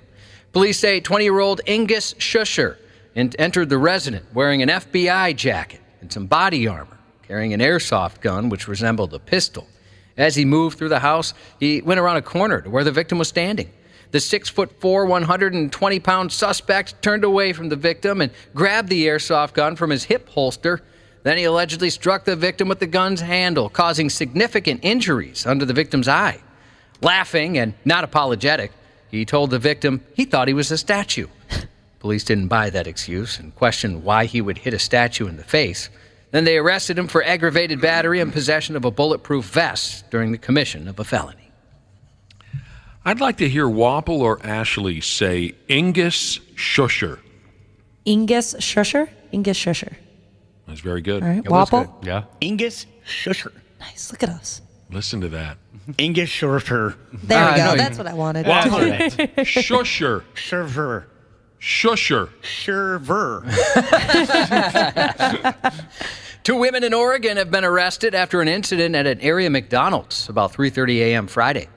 Police say the incident started when a car pulled into the drive-thru with the driver telling workers she was picking up a DoorDash order, but the employees said they didn't receive a DoorDash order. The vehicle left, but then returned shortly after, with the occupants in the car demanding the order and refusing to leave. The McDonald's employees called 911. A woman who was a passenger in the vehicle, later identified as 20-year-old Zaria Frazier, then got out of the vehicle and approached the drive-thru window, yelling, cursing, and threatening the workers. Arriving deputies said they spotted her attempting to crawl through the drive-thru window. Her upper body was half inside. Frazier was taken into custody and is facing charges which include trespassing and disorderly conduct. The driver of the car, later identified as 30-year-old Tanika Sau, was also arrested. She's facing charges that include driving under the influence and recklessly endangering another person because there were 4 children in the car. 4 children? Witnessing 4 hungry children and a crop in the field. What song? Adult. 6867. No, what's our number again? 651-989-9393. Start your message with Nick if you know the answer. 4 hungry children and a crop in the field. Go ahead. The women were fired from DoorDash. They were fired? Yeah. It seems like that was an overreaction on their part. All the lady did was drink and drive with kids in the car. No biggie. Threaten the teenagers working at McDonald's and try and climb through the window. They'll climb through the window. Whatever happened to second chances? I love it. Matthew Perry, Life and Legacy tonight on VH1. Jimmy Kimmel has Jon Favreau. Andy on Modern Family. Adam Devine, who's also known for playing Adam on Workaholics, and Bumper Allen in the Pitch Perfect series. 40. I love him. Too. Yeah, that guy can be very funny. He's very funny. Christopher Knight, Peter Brady on The Brady Bunch, 66. Former Minnesota Twin Jim Cott turns 85 today. Isn't that something that he's 85 stinking years old? And by the way, plenty of people are correct. Kenny Rogers, Lucille, you picked a fine time to leave me, Lucille. Anybody ever heard it in their lifetime? Nope. I don't get this crowd sometimes. Goth Jesus sent in a sad shout-out for his dad, Rex, who sadly passed suddenly on Halloween. One of the greats, he said. Certainly our condolences to you and your family. Congratulations to Sober Jesus, checking in for the first time this morning. 6 months clean today, he said. Congrats. Nice. And in a related text, this says, shout out to my husband, Chipman Jesus, who's been sober 1 year today. So proud of him. Nice work. Happy 50-plus 9th birthday to Sad Packer fan. And for you, Dana, they let us know that they are 10 years away from being 69. Nice. Happy 40th to Don't Want to Grow Up Jesus, and that's 93X News. KARE 11's Randy Shaver. I love this dude. I mean, this dude is electric. On the Half-Assed Morning Show. I'm amazed at this list. Where are you supposed to go? What are you supposed to do on a first date if these are the 28 things you can't do? Wait, the movies are an unacceptable first date? Oh, that's just bogus. Moving there and chill is the best way. Shaq would definitely love the hookah bar thing. A hookah bar, of course. Yes, hookah bar is very acceptable. And you can't go out for coffee? You can't go to the movies?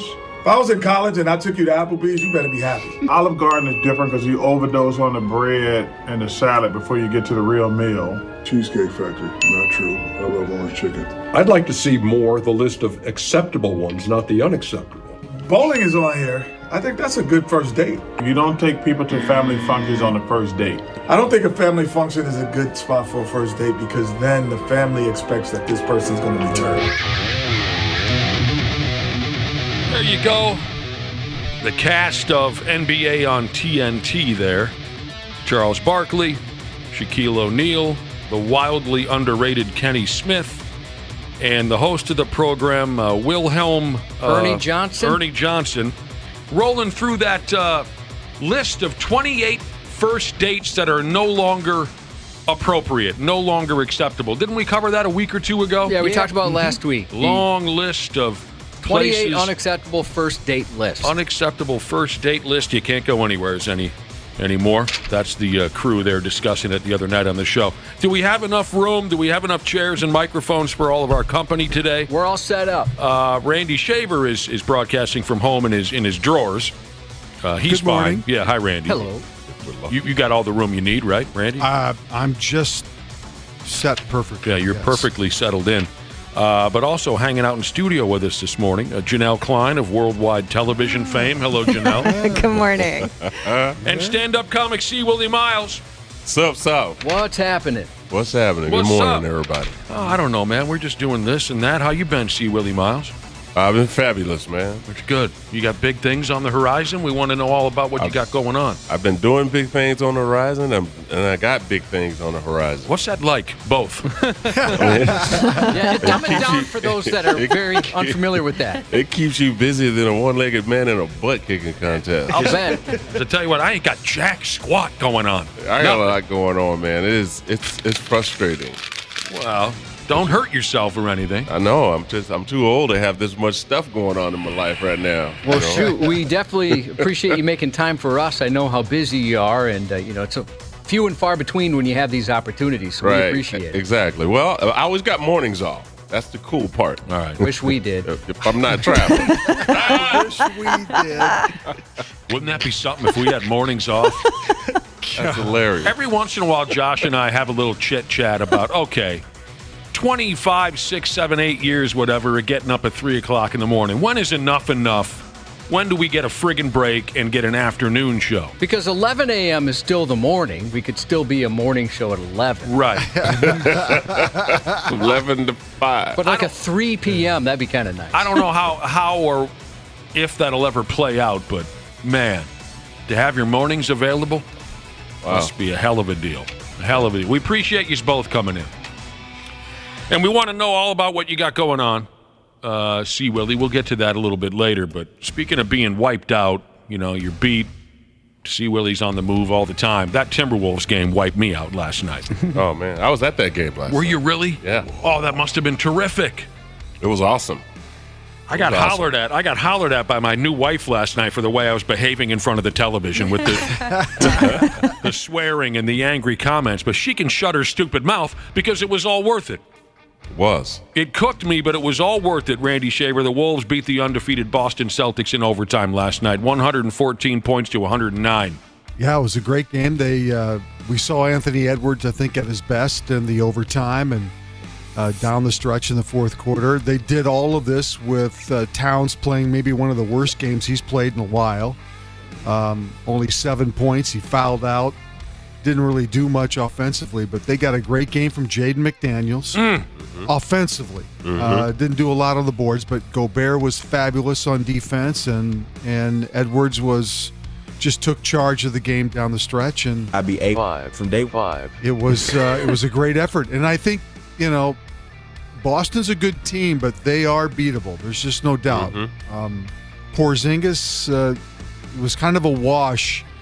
Even though he scored 20 last night, I thought it was a wash between Porzingis and the Wolves' big guys. I think they kind of canceled each other out, and it came down to whether Edwards could outplay Tatum and Brown, and I thought he did. Jesus. I thought he played great. It was just 38 points for Edwards, and he had those 3 consecutive buckets in overtime. C. Willi Myles was there. That crowd must have been going bananas. It was epic. That's great. It was epic. Rudy Gobert, you mentioned, Randy Shaver, 14 points and 12 rebounds. He could have scored 22 or 23 points if the guy could hit a free throw. What did he go? 1 for 10 from the free throw. 2 for 11. Yeah. The whole team sucked at the line. It was kind of like hack-a-shack on Gobert before that 2-minute rule where you can't do that within the last 2 minutes. I hadn't seen that in a long time. Yep. The old hack-a-shack, that was a thing for many years when Shaq was playing in the league. If the opposition needed the ball back, just foul Shaquille O'Neal. He'll miss a couple of free throws, and we can move the ball up court and try to catch up, usually when they're behind. But there's the new rule you mentioned, Randy. You can't just do that over and over again until the game is over. Right. The Celtics did it once that I remember to Rudy Gobert. Yeah. Seriously, 2 for 11 from the free throw line. It was torture to watch him operate last night. It was funny. I was sitting there, and this is a true story. I watched the coach tell the player to foul him. Yeah. I'm like, oh, my God. Yeah. And I'm thinking, why would a coach put him in the game before the 2 minutes? Right. I mean, we were hollering to get Rudy off the floor in that situation at the house. Everybody in the gym were. Yeah. Or the arena. Nas Reed had a strong showing until he got blasted in the eyes and fell down. Did you see this shot that he took to the mush? Yeah. Hoo-wee. I mean, obviously it wasn't intentional. But No. That's what they said. They called it something else. I had never heard that. Called it what? Oh, it was a clear path foul. No, it was another, I thought they called the clear path foul. They got a word for it now. It's called I can't remember. It's almost like an assault. Yes, you're right. They did use a different word, like a flagrant foul, but different. You're right. Different, like a terrorist. They called it a terrorist act. It was. I was like, where am I safe in here? I forgot. That's a flagrant foul, but now they call it something else. Yeah, let's see if a listener can tell us. 651-989-9393. They used it. The referees used it on the mic last night, and I'm forgetting what it was also, and it also was the first time I had heard it. So I was freaked out by it. There was a couple of things that freaked me out last night. What else was freaking you out? Well, okay, don't hold me to this, but that was the first time in my life, I think, of going to a Timberwolves game that I saw 4 white guys on the same team on the floor at the same time. I'm like, oh my God. I was like, oh my God. And it wasn't Utah. And it wasn't, exactly. I was like, but I think Boston is already grandfathered in, though, because that was. You were thrown by this. I was very thrown by that. Everybody said it out loud, and I didn't realize how close I was that everybody heard me, and everybody going, right? I said, so you guys saw that. They go, I didn't know how to react to it. I'd never seen it. So you said out loud, what are all these white folks doing? That's funny. I was with my buddy Fred Steele, and we was watching the game. I'm sitting there, I'm like, I don't think I've seen 4 white guys on the same team on the floor at the same time in years in the NBA. Well, a little bit of everything at Target Center. All right. This was a great game. Great game. And my new wife tried to ruin it for me, but she didn't. Nick wins again, Randy Shaver. I win again. They play the New Orleans, what do you call their club now? The Pelicans. Wednesday night. Man. But it wore me out. I was hollering and screaming, Christ, we're only 6 games into it. I'm not going to make it. I might not make it. Oh, man. They were chanting MVP last night for Nas. Well, they did it for Anthony Edwards. Anthony Edwards. Yeah.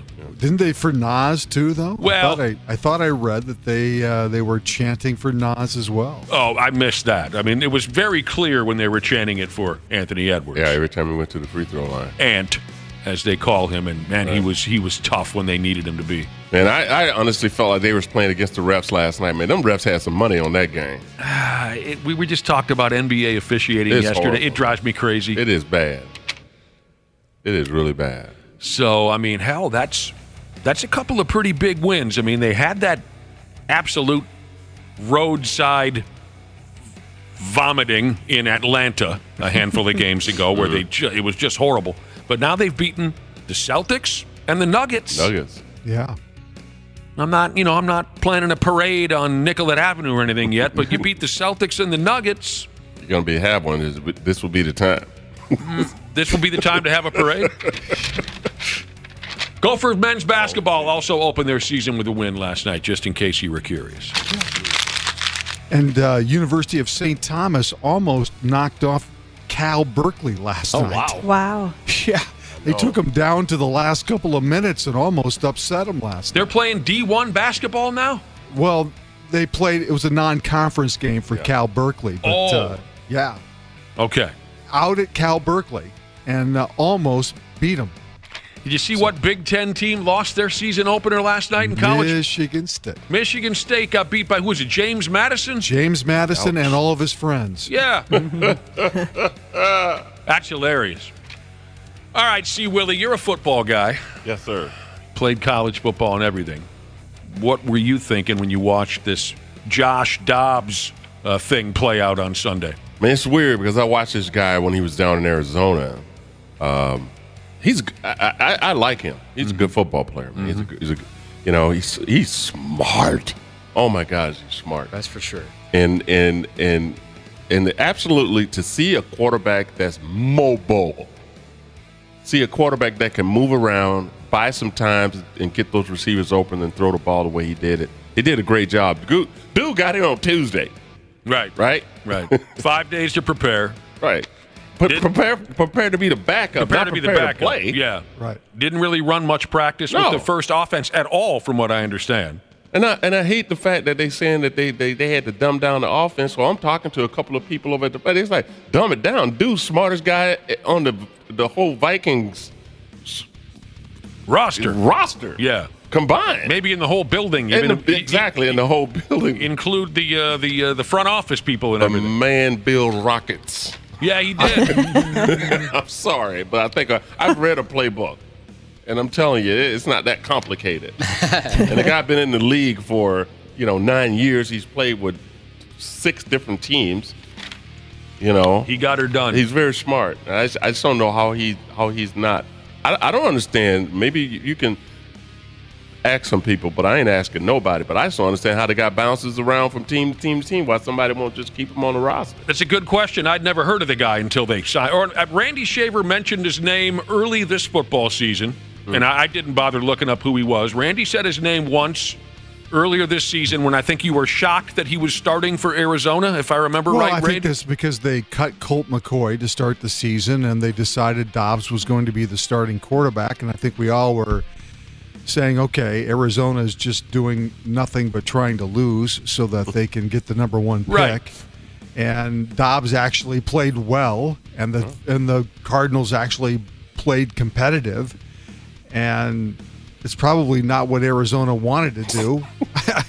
And so then they benched him, and then they traded him. Yeah, for so nothing. I had never heard of the guy for the most part until one time earlier this football season. Then there he goes on Sunday. Today's most obvious sports headline I read: the Vikings plan to start Josh Dobbs this week against New Orleans. Oh, really? Well, I don't think they have a choice because the rookie is hurt, and they don't have anybody else. So also, we kind of knew this yesterday. Cam Akers, the running back, is out for the season. Yeah. Wow. Too bad. with his Achilles giving way on him, just like old Captain Deathrocks over there. Now, some Vikings fans are saying that we shouldn't get too carried away putting Josh Dobbs in the Vikings Hall of Fame just yet. They're saying there's a reason why this guy has played for 6 different teams in 5 years or whatever it is, okay? And that's fair enough, of course. That's true. Geez, try to be optimistic. Right. Those people, let's just be optimistic. You don't have to just be a downer right away. Yeah, but those overly positive people piss me off. I think it's being realistic. Just be realistic. Some folks are all in, though. There was a video going around of some young kid who went ahead and shaved his eyebrows off after the Vikings beat the Falcons so he could look more like Dobbs does. That's a little extreme. That's a little aggressive. I saw the video. It's up on 93x.com. Took a set a beard trimmer or something, and he shaved his eyebrows down to the screws, which is an interesting look. So there you go. Some are all in. They're even shaving their eyebrows off. Ah, man. Yeah, I think he was in Cleveland just before. He was traded from Cleveland to Arizona. Exactly. Just before, what's his name came there? Watson? Deshaun Watson. Yeah, Deshaun Watson. Josh, do you remember our rock star buddy when he had to shave his eyebrows off so he could play guitar in the Marilyn Manson band? I was just going to bring that up. Yeah. Wasn't that at a Timberwolves game where he told us that? We were sitting with him at a bar. I think it was the Timberwolves game, and he was miserable. He was just in a bad mood. He was dreading it. And he's never in a bad mood, this guy. Yeah. He's such a positive dude. But, yeah, he said he was upset because Manson wanted the band to shave their eyebrows before the tour they were going on. So they could have that, scary I'm with Marilyn Manson look. Yeah. He played guitar for Marilyn Manson at Mark that time. Chaussee. Awesome dude. One of the nicest guys. He's from here, great guitar player. Ended up playing with Rob Halford, ended up playing with Marilyn Manson, and I remember that, so we run into him. And yeah, he wasn't himself, and it was because he was dreading having to shave his eyebrows off to be in this supposedly scary rock band. And then we saw him perform with Manson. He comes and met us. He came to meet us after the show, and he still was feeling very uncomfortable about his look. It did. And he's a cool-looking dude. Believe it or not, when you shave your eyebrows completely off, it does drastically change your look. If you've been wearing eyebrows your whole life. Randy, you might know from when did yours fall out? When I was sick, absolutely. Yeah. Yours fell smooth out. So there you go. Like I said, I was losing my mind in front of the television for the Timberwolves, so I didn't bother with the MILF Man and the New York Jets and the San Diego, whatever city they're in, Chargers now, but I don't know. Who won? The Chargers? Yes. The Chargers, yeah. Janel Klein, I'm sorry to say this, but they weren't very nice to the MILF Man last night. You know what a fan I am. Yes. He needs you now more than ever. Haven't you said before that you think he's cute? No. Oh, who am I thinking of? No, I have said that I like Joe Burrow. Yeah, you like Joe Cool. Yeah. I like him. I'm sorry. Yeah. As Burt Blyleven said years ago, I'm sorry. I'm sorry. The Milkman is too pretty boy, frat boy vibes. And Joe Burrow doesn't give off those same. No. Joe Burrow doesn't give those same vibes. No, he seems chill. He seems So like I he could seems- sit on a couch and smoke some weed with him, but I wouldn't do that with the MILF Man. He seems like he's just gonna drink vodka and take his shirt off. I think you've got the wrong idea. If you switched vodka with White Claw, you just described Dana. Wow. But thankfully, my shirt would remain on. Well, now that you bring it up, it depends on how you feel about frat boys. But now that you bring it up, the quarterback for the Chargers, to me, that dude looks like the ultimate frat boy. What's his name? Bergman? Bergheim? Herbert. Birdheim. Yes. Herbert. He's got the middle part, hairdo, right? Right. There's a lot of quarterbacks who give off that vibe. And the MILF Man's not looking to impress you anyway, Ashley. He's looking to impress your great aunt. He got sacked 7 damn times last night, and I didn't see any of the game, but I'm just saying he took a pretty good beating. The MILF Man. And then Aaron Rodgers was there, right? Throwing balls around. Who cares? Yeah. Walking without a limp, people say. Janelle, I normally would never turn on you, but who effing cares? No, I agree. For real. He's going to come back. No, he's not. No, Did anyone watch the Eli Manning show last night? I saw some clips. All right. Do you get involved in that, C. Willi? Do you watch the Eli Manning and the Manning family Monday Night Football program? No, I don't like either one of those guys. Oh, really? Oh, I think they're both pretty funny. Well, I got it. What don't you like about Eli and his brother Peyton Manning? Just don't like them. Just give me bad vibes. I think they just... Are they not nearly as funny as they think they are? I really don't find anything that they do funny at all. Not even Eli? Really? No. Because he's just a simple dude, and he's kind of a klutz, and he's goofy. No. I don't blame you if you're burned out on Peyton. I've had enough of Peyton. Right. Eli is the far more interesting brother. We've established that. I've tried to establish that many times on this program. But you don't even find Eli funny, huh? All right, fair enough. I don't know. Maybe I just find a different level of funny in people than other people do. But that kind of humor doesn't do anything for me. All right. I mean, you're good friends with Randy. He's not funny at all. Shaver's hilarious, man. You just gotta talk to him about the right stuff. I mean, he's got a quick little sense of humor. No, he does not. I've told him before. That's what she said cannot be the punchline to everything. He loves the "that's what she said" bit over and over. He makes it work. Over again. Josh. Thanks, Josh. I set you up for a "that's what she said," Randy. I know. Thanks, Josh. See, he's laying off now. Yeah, you've upset him. Okay, this was part of the fun. Apparently, I didn't see it, but this was part of the fun on the Eli show last night. Arnold Schwarzenegger was a guest via some kind of satellite video trick. And while they were talking to Arnold Schwarzenegger, he was feeding his pet donkey live on television. That's awesome. Right? He did that a lot in his documentary on Netflix. He was out there feeding his animals a lot. He loves his donkey. I love that. Donkeys are really good cuddlers. They like hugs and stuff. They are very sweet animals. Yeah. I had a donkey friend for a while named Milkshake. Wow. Milkshake. Interesting. And when I would visit this farm where Milkshake lived, Janelle, she would just come a running to see me. What do you mean she was your friend? What does that mean? We became friends. We would see each other and greet each other and be friendly with each other. You don't understand the concept of friends? Just let it go, Janelle. It's not the first time Nick's had an ass as a friend. And you know what? If you exchange the word friend for lover, again, we're talking about Dana. Wow. I'm sorry, Dana. You don't deserve any of this. No, I actually do. How many of us have them? Friends.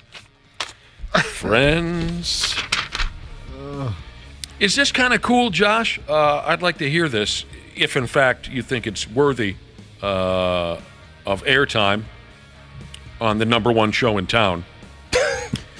The Chiefs and Dolphins played a real NFL game in Germany on Sunday for no good reason. I guess other than money is the only reason why they would play it. One of the referees called a penalty in German. The headline's better than what it sounds. Is that right?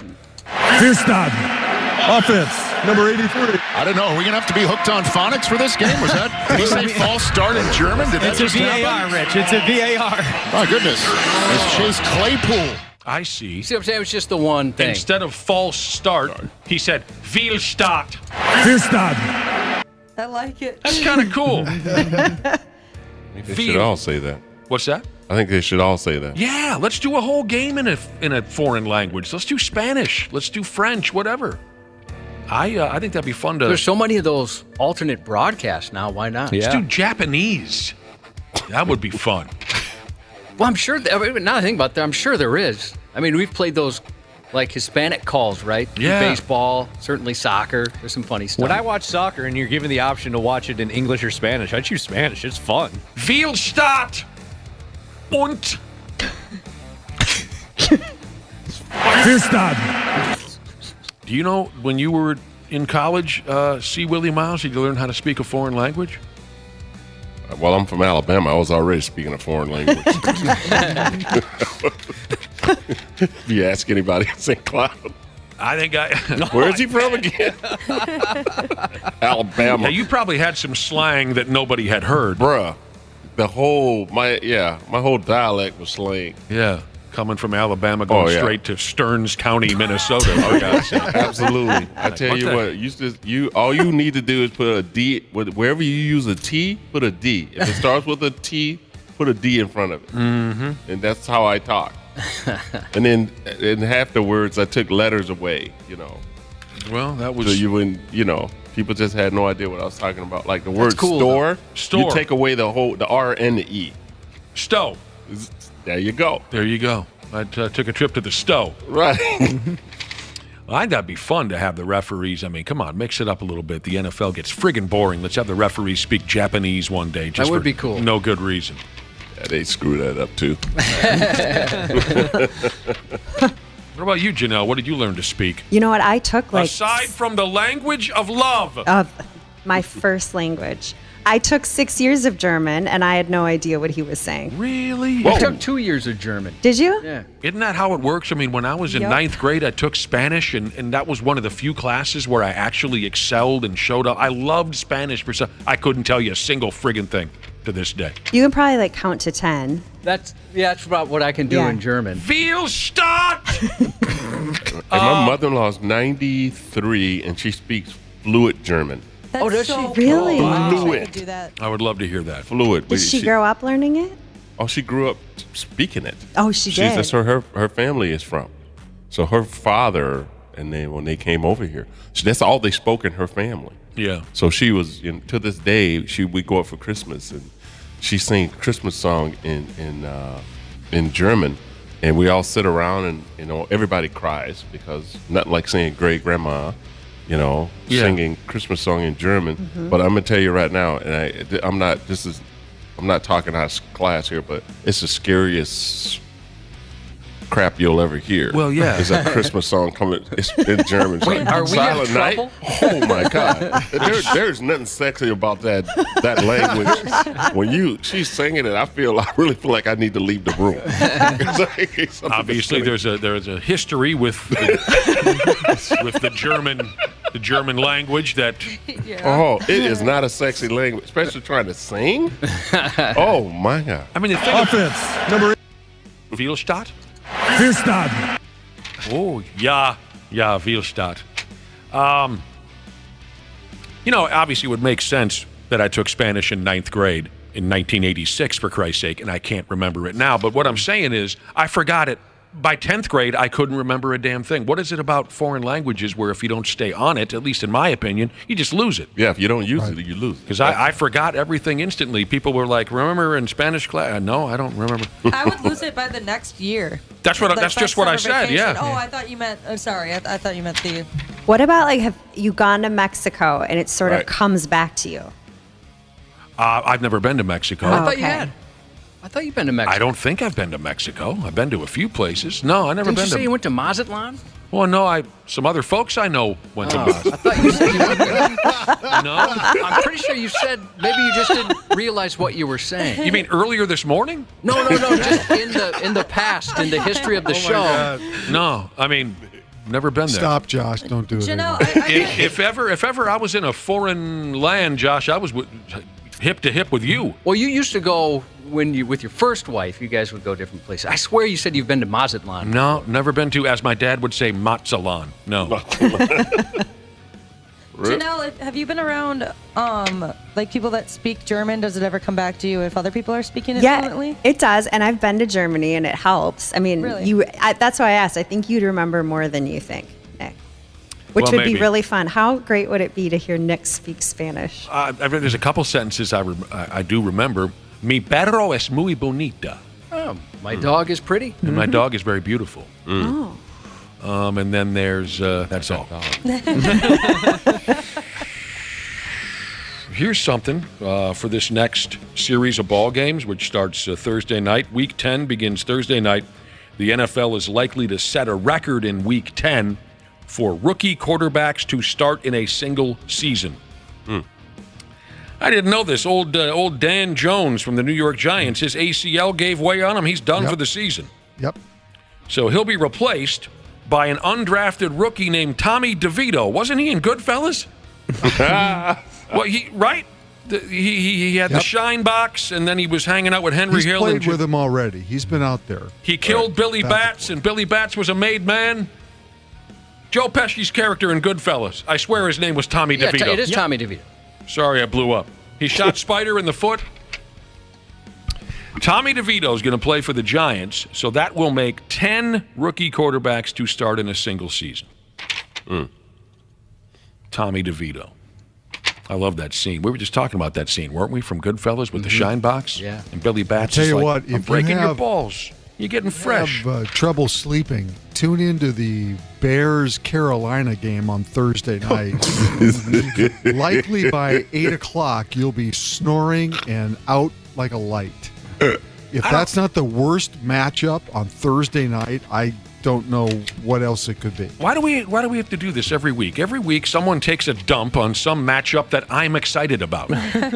Carolina, Chicago, you're excited about. Yes, you know me. Again, we've covered this many times. I love bad football. I love turnovers and mistakes and interceptions and tell that to Al Michaels. I don't care about Al Michaels. I'm tired of this worldwide symphony of sympathy for Al Michaels. Oh, he has to call these terrible games. The guy's raking in $50 billion a year. He's getting ripped on a lot. F. Al Michaels.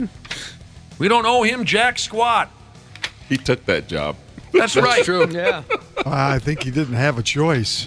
What do you mean he didn't have a choice? He's After 75 he years lost the Sunday old. night job.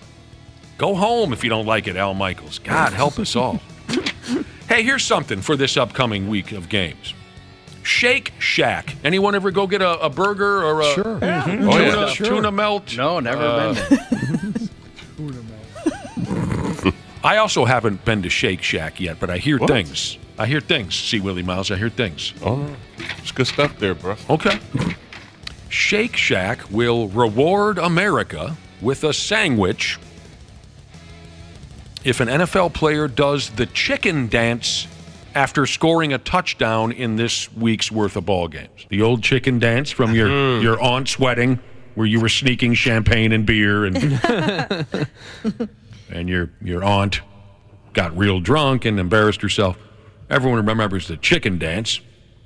If a player does the chicken dance in an end zone, you go over to Chicken Shack. What's the place called again? Shake Shack.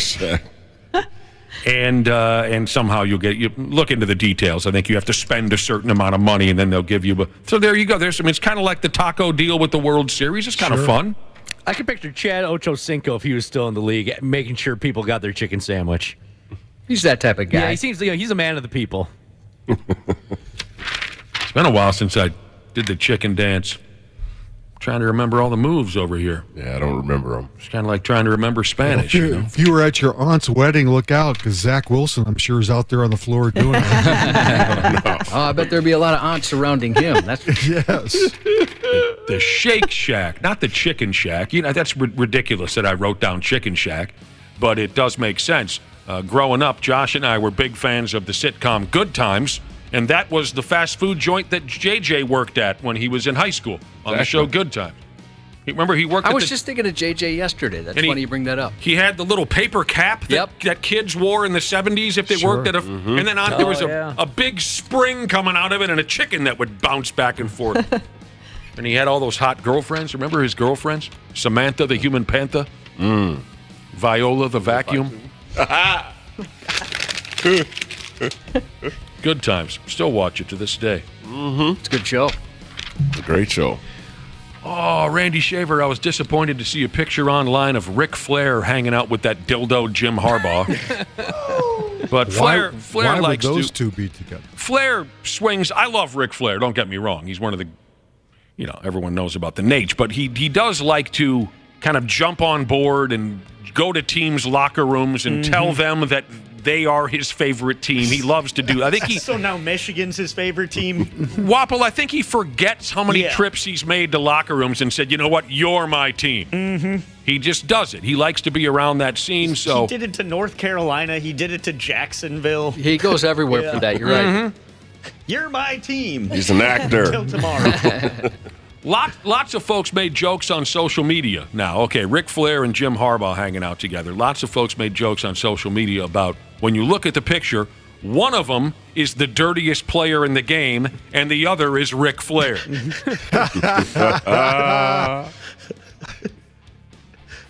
But here's what I got a kick out of. SB Nation put together a fun bit here. what Jim Harbaugh might say if he cut a Ric Flair type promo. Okay, this is the words of SB Nation. What Jim Harbaugh might sound like if he cut a Ric Flair type promo. He would say, "I'm Jim Harbaugh, the styling, profiling, COVID denying, jet flying, sign stealing, Wolverine feeding son of a gun." Oh, he didn't have khaki pant wearing? Oh, They no. skip, but instead of woo, you know what he'd say, Wapple? Instead of woo, blue.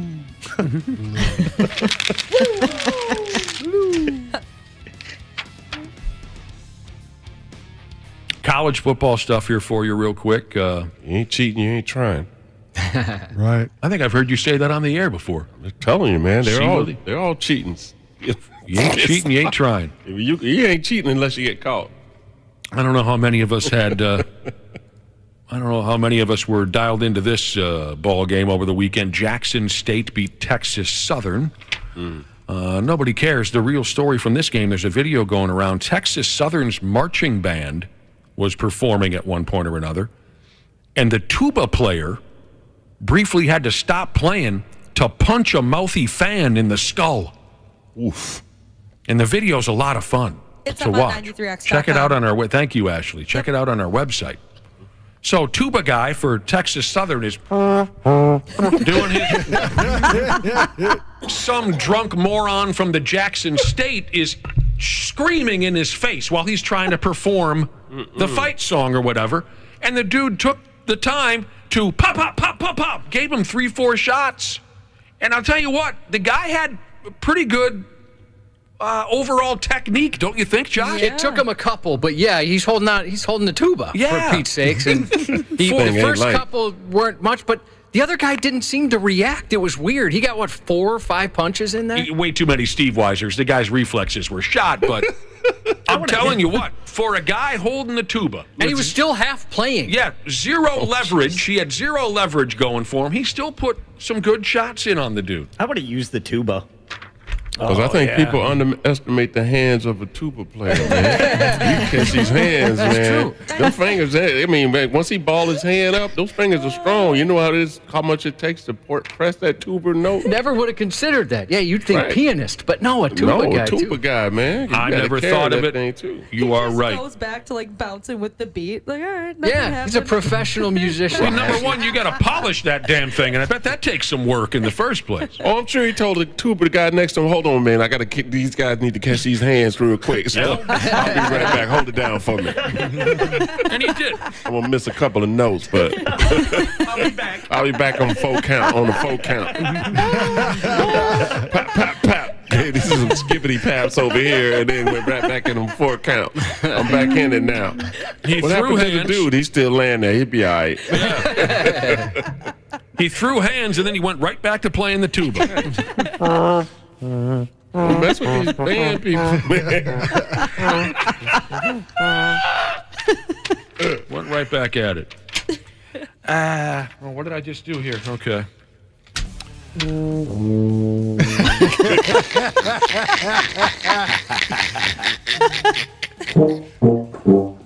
You combine that with Josh. Yes. Hilarious. God. The Pigs are back on the road for a game or two out there on the East Coast, don't you know? Tonight at 6:30, you can find them on Bally Sports North up against the New York Islanders. No Zachy yet on the Islanders roster. I haven't heard what's going on with that yet. Is he hurt? Well, don't you remember, but you don't recall the story? I don't. He told the club that he wasn't quite sure yet. This is what I read. He told the club he wasn't quite unsigned. sure yet if he wants to play or say F it and spend a little more time with his family, maybe retire. The last I heard, he has been skating with the Islanders. Oh. So we'll see how that plays out. Nothing but love for Zachy. Let's get her done. Whatever you want to do, Zachy. We're down. Where's the Muppet Show happening tonight, Wapple? Come on out to Rogers, Clive's Roadhouse. Come get Coors Light beer down. and come get sweet tickets. Yeah, take it easy. That's a good place. Oh, I'm pumped. I don't know why you're cutting an ad right now. Yeah, really. Very enthusiastic. Everything was like cool and calm, and then Wapple jumps in. It's bar gig time, It baby. is so aggressive. Oh, my goodness. All right, you're going to be in Rogers at an establishment called what again? Clive's Roadhouse. Clive's. Oh. They have very That good was right food. on I'm jealous of you, Waffle. They have what? I'm sorry, Ashley? They have really good food. That place is awesome. So hopefully people come out. Yeah, I know. Off air yesterday, you were very excited about this. So aggressive over there, Wapple. You scared a few of us. I was, man. I'm in the room with the dude. I didn't feel safe at all at that point. I thought he was like standing right next to me when that happened. Like, there's a wall between he and I. He's good. The kid is good. We've got sweet tickets to give away this morning, do we not? Should You're we just right. do that now? You're absolutely right, Cubby. Yeah, why not? You can text the word hoser, Hoser, hoser, 651-989-9393. You can win sweet tickets to the Wild versus Dallas, Sunday, November 12th. Oh, Suter? Ryan Suter. Yeah. I love the Dallas Stars, and I love Ryan Suter. You get to be in a suite watching Suter? Whoa. Are you going to be in that suite? No, Wapple? not that day. Oh, they don't let you in there. November 12th is when this is. Furnished by the Minnesota Wild. I'll be there New Year's Eve. That's when you can get these tickets. Wow. So these tickets you could win tonight are for New Year's Eve game. Just take it easy. You're talking about the ones at Clive's Roadhouse. Clive's Roadhouse, Rogers. Did Wapple drink his breakfast? Randy, it's just the Muppet Show. That's what it is. It's the Muppet Show. Yay! All that stuff. It's just that's how he comes off. I don't know what's wrong with him. Hey, here's the deal. Sonny Gray is in the running for the Cy Young Award that was announced a day or two ago. Yep. He's going up against Kevin Gausman of the Toronto Blue Jays and friggin' Garrett Cole of the Yankees, who's likely going to be handed the award. I mean, Sonny Gray would be more seriously considered had he picked up some more wins, but he didn't get a lot of run support. We all know the story with Sonny. Right. Yep. Sure hope he comes back.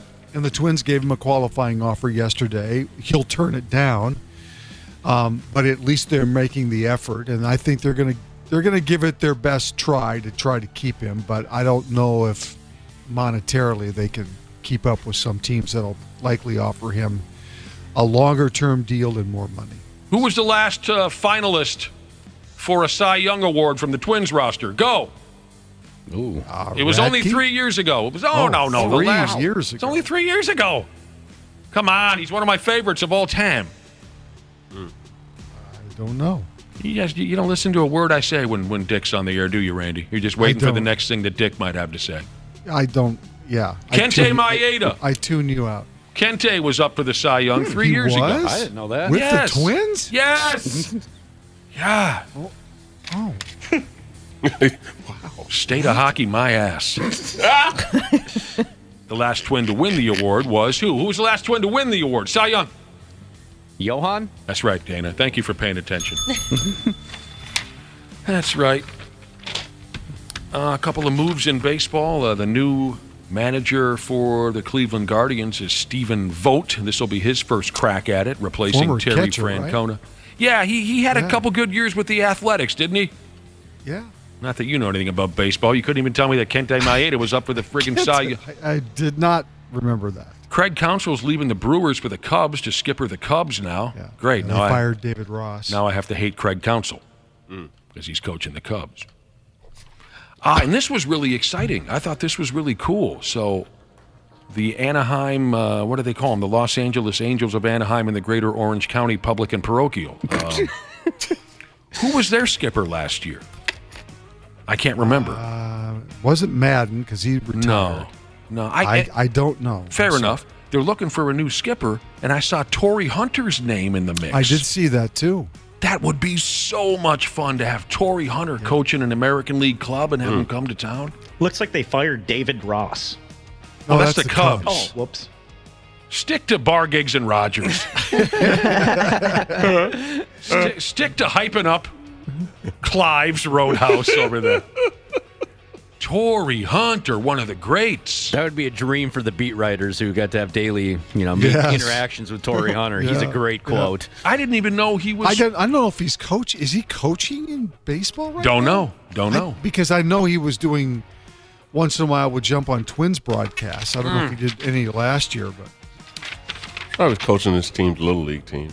Yeah. Same thing. I mean, Torrey Hunter behind the bench sounds Dynamic like personality. Sounds like a riot to me. And Joe West is still umpiring in big league baseball, is he not? Yes. Uh-huh. Yes. And Torrey Hunter and Joe West hate each other. They do. So that would be a beautiful thing. You know, those guys would butt heads up and down. So I wish them the best of luck there.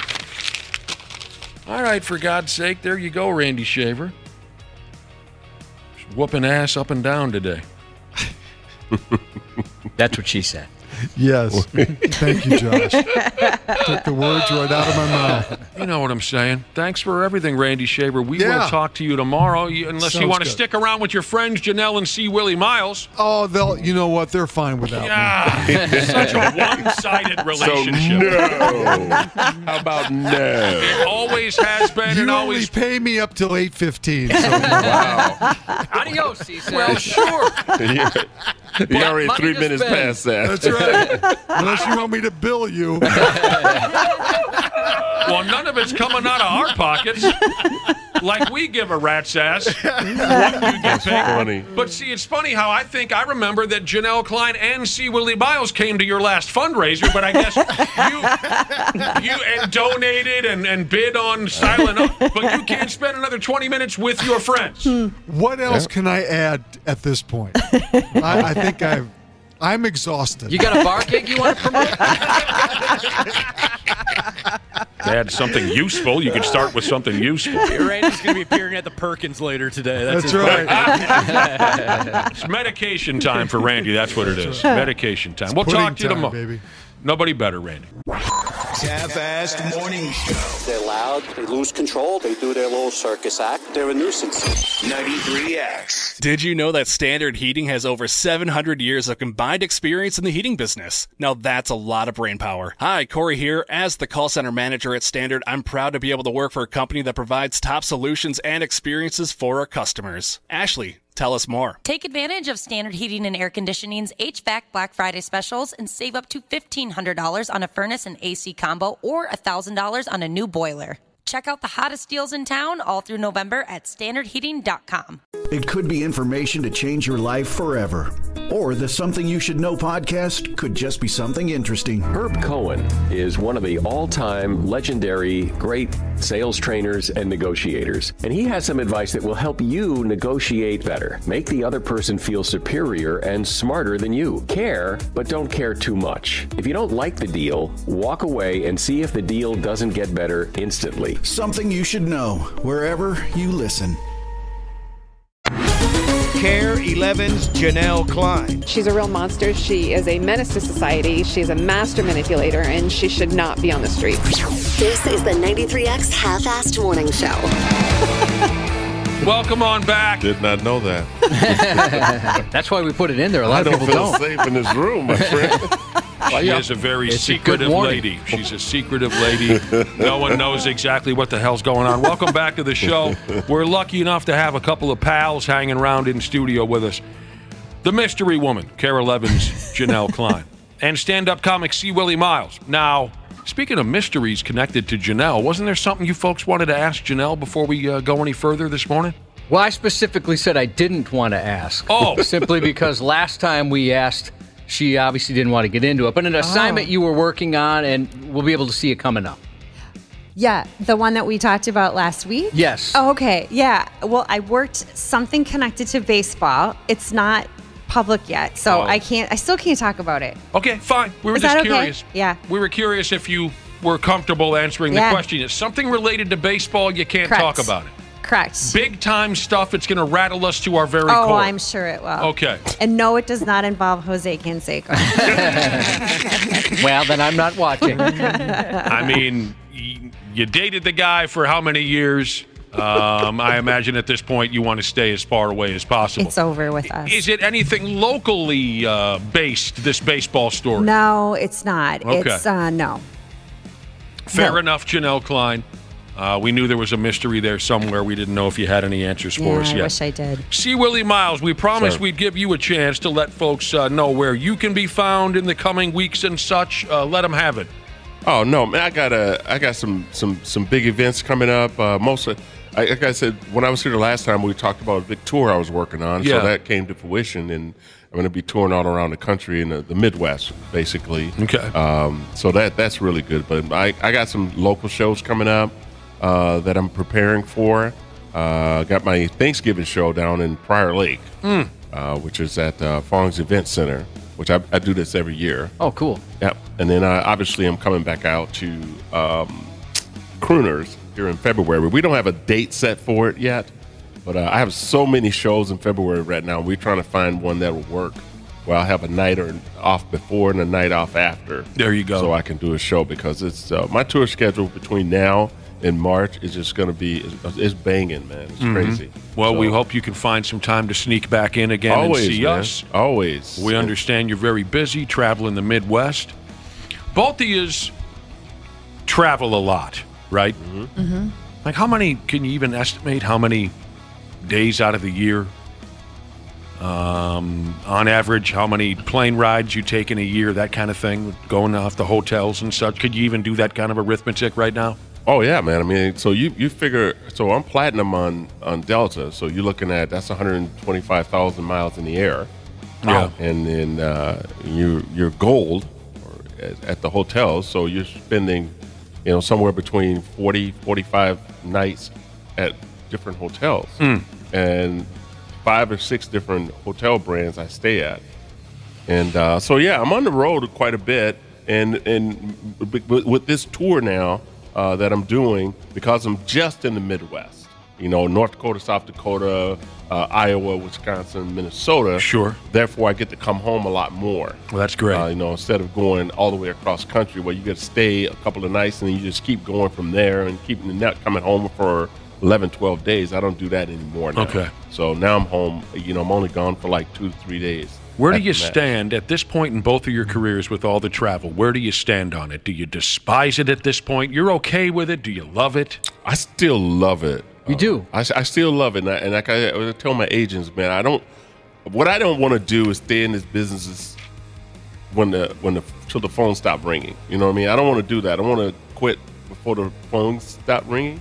Right. You know what I mean? Mm-hmm. So as long as I'm having fun, but at some point you can still have fun and then get to so much fun to where that's where the phone stopped ringing. Yeah. Because you're having fun doesn't necessarily mean everybody else is having fun. But the travel doesn't get old for you at all? Because the way I travel now, no. Right. But the way I used to travel, it gets old. When I lived in California and I was flying, I was really ready to be done because I was on a plane like every week. I was on a plane like 2 or 3 times. So I would fly from LA to Minneapolis and then fly out of Minneapolis to everywhere else and then come back to Minneapolis and fly back home. That's a great point you made. Just because you're having fun doesn't mean everybody. There's a few rock bands that need to hear that slogan said out loud. So the type of show that I do is it's all like the audience. So I don't have a prepared script when I walk on stage. So if I look out the audience and they're not laughing, then it's time for me to go. But I don't want to get to that point. Sure. And I don't want someone to get that show where you're backstage and you go, this is my last show. Right. I don't want somebody to get that show, man, because you're just going to go out there and go, I don't care. F you, you can F off. Hey, Motley Crue, just because you're having fun doesn't mean everybody else is. Janel Klein with the travel. Now, I'm trying to get a read on Janel's face. Traveling? You know what? I still love traveling. You do? Well, I mean, I know you mentioned even your last time here, you still love doing it personally. Yes. Professionally, is it different? Yeah. It's I don't love it like I used to. Well, it seems like you could get a call in 5 minutes saying you have to go to this terrible event or something. That's probably the worst part, when you don't know, and then it's just, it's such chaos in your life, canceling things, whatever. But I have to say, they're very good to us. Like, they don't make us stay in bad hotels or, they make it as easy as they can. Okay. And that's kind of where I was going with this. There's a lot of people who get instantly grossed out by the thought of spending time in a hotel room. Right. The beds are gross and the this and that. Yeah. Sounds like you guys are set up in nice enough places to where you're not worried about that. Yes, okay. I will. Dude, some of the places, like when you're a road comic, that's not the case. But unfortunately, I shouldn't say unfortunately, when I got into doing comedy, I wasn't broke. So if it was a hotel that looked sketchy, I didn't stay there. We were just talking about that just a second ago. That must have been nice. You didn't have to stay. I didn't have to stay. You know, that's when Holiday Inns were like the elite hotels. You know, you didn't want to stay over at the Red Roof Inn or whatever. You know what I mean? Do drop in or 40 Winks or whatever. 40 Winks. Hey, that was in Milwaukee. That was a hotel called the 40 Winks. I'm like, what if you only got 29 winks? They owe you 11. What were you saying about your uncle, Ashley? He's one of those people that does not like hotels. Actually, this past weekend when we went up hunting, we got an Airbnb, and I was missing a blanket, so I went down to his bedroom to grab his because I know that he has to take off all the sheets, all the blankets, and use all of his own stuff. Bless you. God dang it! I'm sorry. He brings like a little travel-sized Lysol bleach that he sprays. Oh my gosh! So he's a germaphobe. Did he have a bad experience? Is this COVID related, or was this even before that? I think it stemmed from COVID. His wife hasn't always had the best health, so I think he likes to stay healthy for he doesn't pass anything along to her and all that. Obviously, with the COVID thing, when it came to town a couple years ago, it changed a lot of things. I know one person, not quite as extreme as Ashley was describing her uncle to be, but I do know one person who, if they travel to a hotel, they bring their own set of sheets and blankets just to put over the top of the bed. They don't like to. And I understand it. Yeah, I get it. I'm jealous when I see them doing that. I'm like, oh, that's actually a really good idea. I usually just, of course, it's obvious this bed is likely covered in the DNA of thousands of people, but whatever. I need a night's sleep. I'm not that worried about you. Hey, you went to college, man. If you went to college, whatever, that's so true. Whatever is on that bed, you're immune to at this point. Yeah. Well, I lived at a college. I didn't actually take classes, but yes. Same thing. It is the same thing. Unbelievably. Oh, my God. If we sat here and talked about the different places we accepted as a bed for a night. Right. Holy balls. People would be repulsed, but. I know. So, with all of this said, some people are wildly grossed out by hotel rooms, porta potties, things like that. There are certain things that people are nervous about, whether they be germaphobes or not. They just don't want to have anything to do with.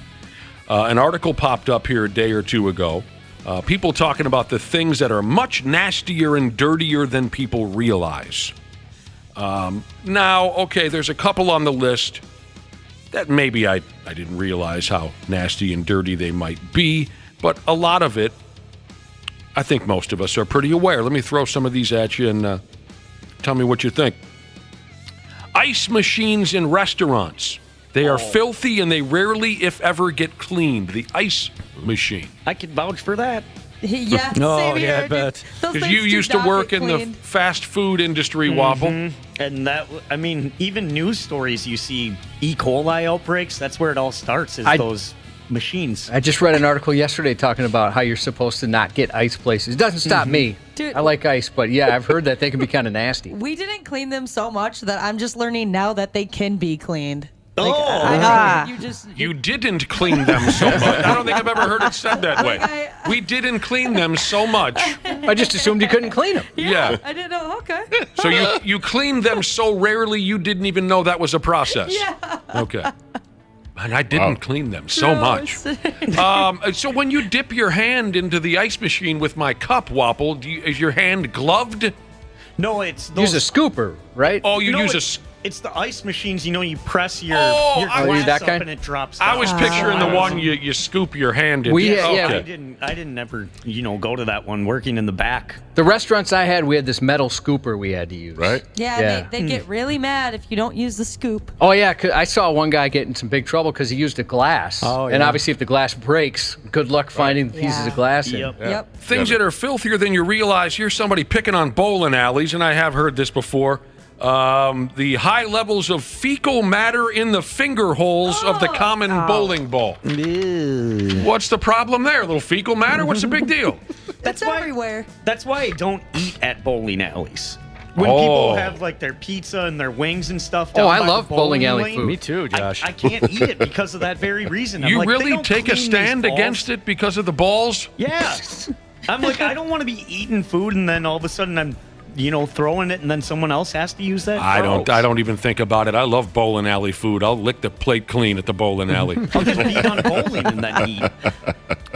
What did you say, Wapple? Just get done bowling and then go eat. Okay. Or eat before you bowl. Fair enough. All right. It sounds like Dad's laying the rules out for tonight. I guess so. We will eat before we go to the bowling alley. Or after, and I don't want to hear a word about it. No? All right. Hospital floors is mentioned here in things that are filthier than you realize. Okay, hospital floors. They say it seems obvious, but apparently it isn't. I can't believe how many folks will allow their children to sit or play on the floors or generally treat them like they're sterile. All right, I think of a hospital. Why aren't they? I used to think of a hospital as a clean place. Really? Yeah. I did too. Yeah, I did too. Why wouldn't I? Why wouldn't it? Every time because They always smell clean. Every time I've gone to the hospital or to visit somebody, even when I was younger, I'm always sick within the next week. Well, you are you're the always world's sick. Yeah, you get sick quite a bit. Not when I was younger. Everything makes you sick. Okay, I used to think of a hospital as a clean place until 4, 5, 6 years ago. If you don't mind me getting awkwardly personal with you, I suffered from a case of testicular torsion. My nads got twisted up, C Willi Myles. Whoa. Yeah, they were pointing in the wrong direction, and it was a terrible, terrible thing. I had to go to the hospital. And I walked in and I took my seat. I had to wait for my turn like you do at the, what do they call that, urgent care room or whatever. And I had to take a squeege. And I went into the men's room, and I swear to God, somebody gutted a boar in the men's room. Yep. It was absolutely covered in blood. There was blood on the walls. There was blood on the floor. It was not new blood. And I went and told somebody, I said, you might want to run a mop in that bathroom. It looks like Sissy Spacek from KARE, or whatever. What was her name? Did I get the right actress name? Was that Sissy? It looked like KARE was in here taking revenge on the cool kids in high school in 1977. It was horrible. The one thing that happened that really set it in for me was also a bathroom experience at the hospital, Nick. I went in there and I threw up in there in the waiting room area, and I thought that what you do is, so I went and told someone hey, by the way, I just threw up in the bathroom that everybody uses in case you want to I don't know, disinfect it maybe so other people don't get sick. And she's like, oh, no, that's fine. I was like, oh, okay, so people are just going to go back in there and okay, that's fine. Well, they did nothing? Nothing. Oh. That's weird. The kitchen. I know. Your kitchen sink and the area immediately surrounding it. I've heard that before. Yeah. Oh, just bleach that. Bleach it all. Again, these are things that I don't really get too worried about. Bleach it all, you say? Yeah. Bleach. Bleach everything. I hear you. I've heard about that. I know that sometimes I'll have a sandwich in my hand, and if I need to do something real quick, I'll rest it on the kitchen sink. I guess I'm eating just a mouthful of bacteria, but there you go. KARE 11's Janel Klein. This is the 93X Half-Assed Morning Show. And C Willi Myles. KARE 11's Janel Klein and C Willi Myles visiting the Half-Assed Morning Show. Today, we've been talking about things that are much nastier and more disgusting than people realize. You know who? A person who is more disgusting and more nasty than you realize? Jordan Parisi. Oh, yeah. Our old buddy Jordan Parisi. It's amazing more people don't talk about this. He looks so good on the outside, but deep down he's a disgusting person. He just texted me, and I wanted to make this known to our listening audience because I know they really enjoyed when Jordan used to be a regular guest on this program. Then he went off and moved to Idaho or something ridiculous like that. But I know how much our listeners love Jordan, and we love him too. He just texted me. He and his wife had their little baby. Oh, that's awesome. Congrats to him and her. 2 days ago, they had a little girl. Well, Good for them. So I wanted to make that known and congratulate the both of them on the radio. Cute kid.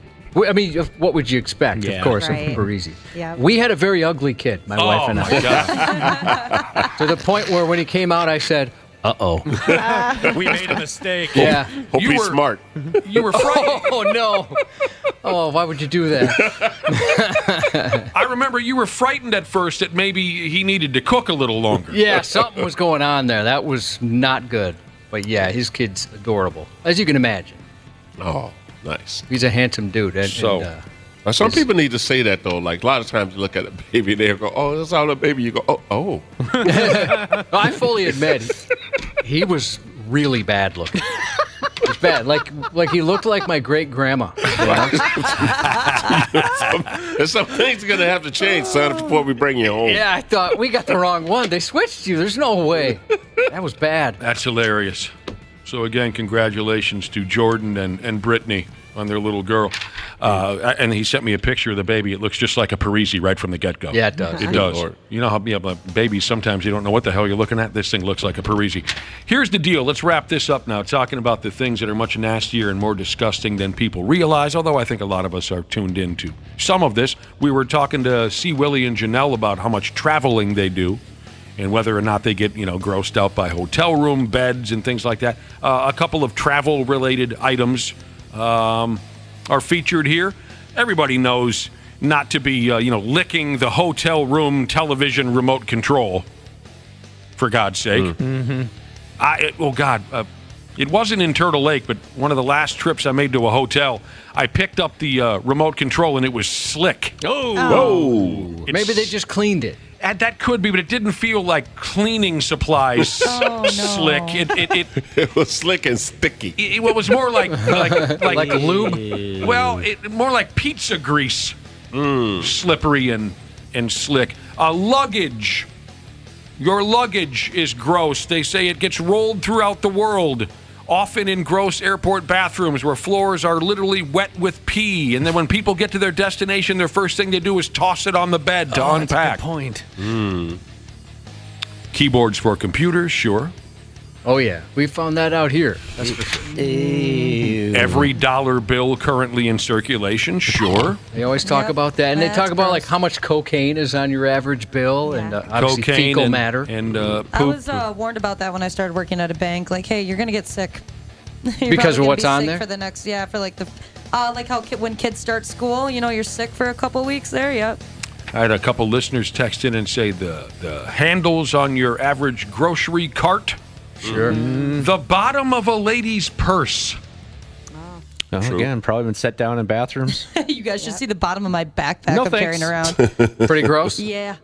Oh, see, I thought this listener meant the bottom of the interior of a lady's. Too. Yeah, because I remember as a kid, how we kids did. I'd fleece my mother for money when she wasn't looking. Mm-hmm. So I'd be reaching around in her purse. And I remember the bottom of the purse was just hair and chunks of this and that. Right? I mean, dirt, makeup chunks and dirt and. You take your hand out, it's like 3 different colors. Completely stiff chewing gum from 5 years prior that never got. Okay, real quick before we go, what do we got left? Well, cell phones. That's the other one you always hear. Oh, yeah. That's a good one. Everybody uses them on the toilet. That's the rumor. Elevator doors. Pressing the elevators. The elevator button. True. Yeah, sure, the button's in. Everybody's fingering that button all weekend long. And every building you enter when you grab the handle. What about the shoes? It says here, shows. Chats. But, I mean, who's handling your shoes much more than pulling them on your... are they talking about like trying them on at the store and stuff? It says here your shoes. Yeah. No. We mean new shoes? No, they're talking about the shoes you're wearing right now. They're filled with sweaty feet. They go everywhere. You're walking on the gas station and airport bathrooms. Okay, I get it, but how much handling do you do of the bottom of your shoes? This one was interesting to me. Your belt. That's the one piece of clothing you never wash. Oh. Yep. And you always touch it after you poop. Before you wash your hands, you're cinching up your belt ski. I've wondered about that. I've had the same belt for 20-some years. Never even thought of washing it, wiping it down, nothing. Bring it over here. Let me nuzzle it. You want to take care of that? Yeah. I mean, yeah, imagine the noise of washing your belt in the washing machine. It would drive you crazy. You can't. And finally, one more that's real specific here that grabbed me. A doctor's necktie. If your doctor wears a necktie, it's been in the presence of every sick patient he's been with that day, and it never gets washed. Oh, yeah, I guess I never washed a necktie either. Yeah. Yeah, good point. Nor have I. So there you go. We're surrounded by awful, disgusting things. It's who we are, man. It is who we are. Some of us can handle it. Some of us cannot. You guys are at risk just being in this studio. Never been cleaned. There's a fun fact for you. It's never been cleaned. Look at these horrible microphones that we're spitting on all day long. Oh, yeah. These are over 30 years old, believe it or not. This microphone condom or whatever they call it. Yeah, it's pop filter. It's got a crust on it. Oh, no. Gross. That I take a blowtorch to, I think, if you wanted to clean the sumbitch. Janel Klein and C Willi Myles, we appreciate your visit, no doubt. So fun having you guys here. Thanks, you guys. Always a hoot, man. We hopefully will be seeing you soon, Willie. We know you're very busy, but hopefully you can sneak back in. And Janel, please do. You know you're welcome anytime. Thanks, you guys. Come back in next week. So I sure thanks. will. You bet. Before we get out of here, I just want to say happy birthday to one of my best friends, Missy. Her birthday was yesterday, but I forgot because I suck. So happy birthday, Missy. Well, I remember meeting Missy. She's kind of she loves you, Nick. She does love me, and what's not to love, but she kind of made herself out to be a pain in the ass when the two of us were talking. Oh, really? Good. Yeah. What do you mean good? I think I saw the two you talking. Was that Turtle Lake last year? Yes, I'm kidding. She was wonderful, a great gal, and yeah, happy birthday to Missy. She was a riot. The 93X Half-Assed Morning Show. 93. The 93X Half-Ass Morning Show podcast is sponsored by Standard Heating and Air Conditioning. New episodes drop each weekday. If your podcast platform has ratings, go ahead and give us 5 stars and maybe give our enemies 1. Thanks, and here's a word from our sponsor. Take advantage of Standard Heating and Air Conditioning's HVAC Black Friday specials and save up to $1,500 on a furnace and AC combo or $1,000 on a new boiler. Check out the hottest deals in town all through November at standardheating.com.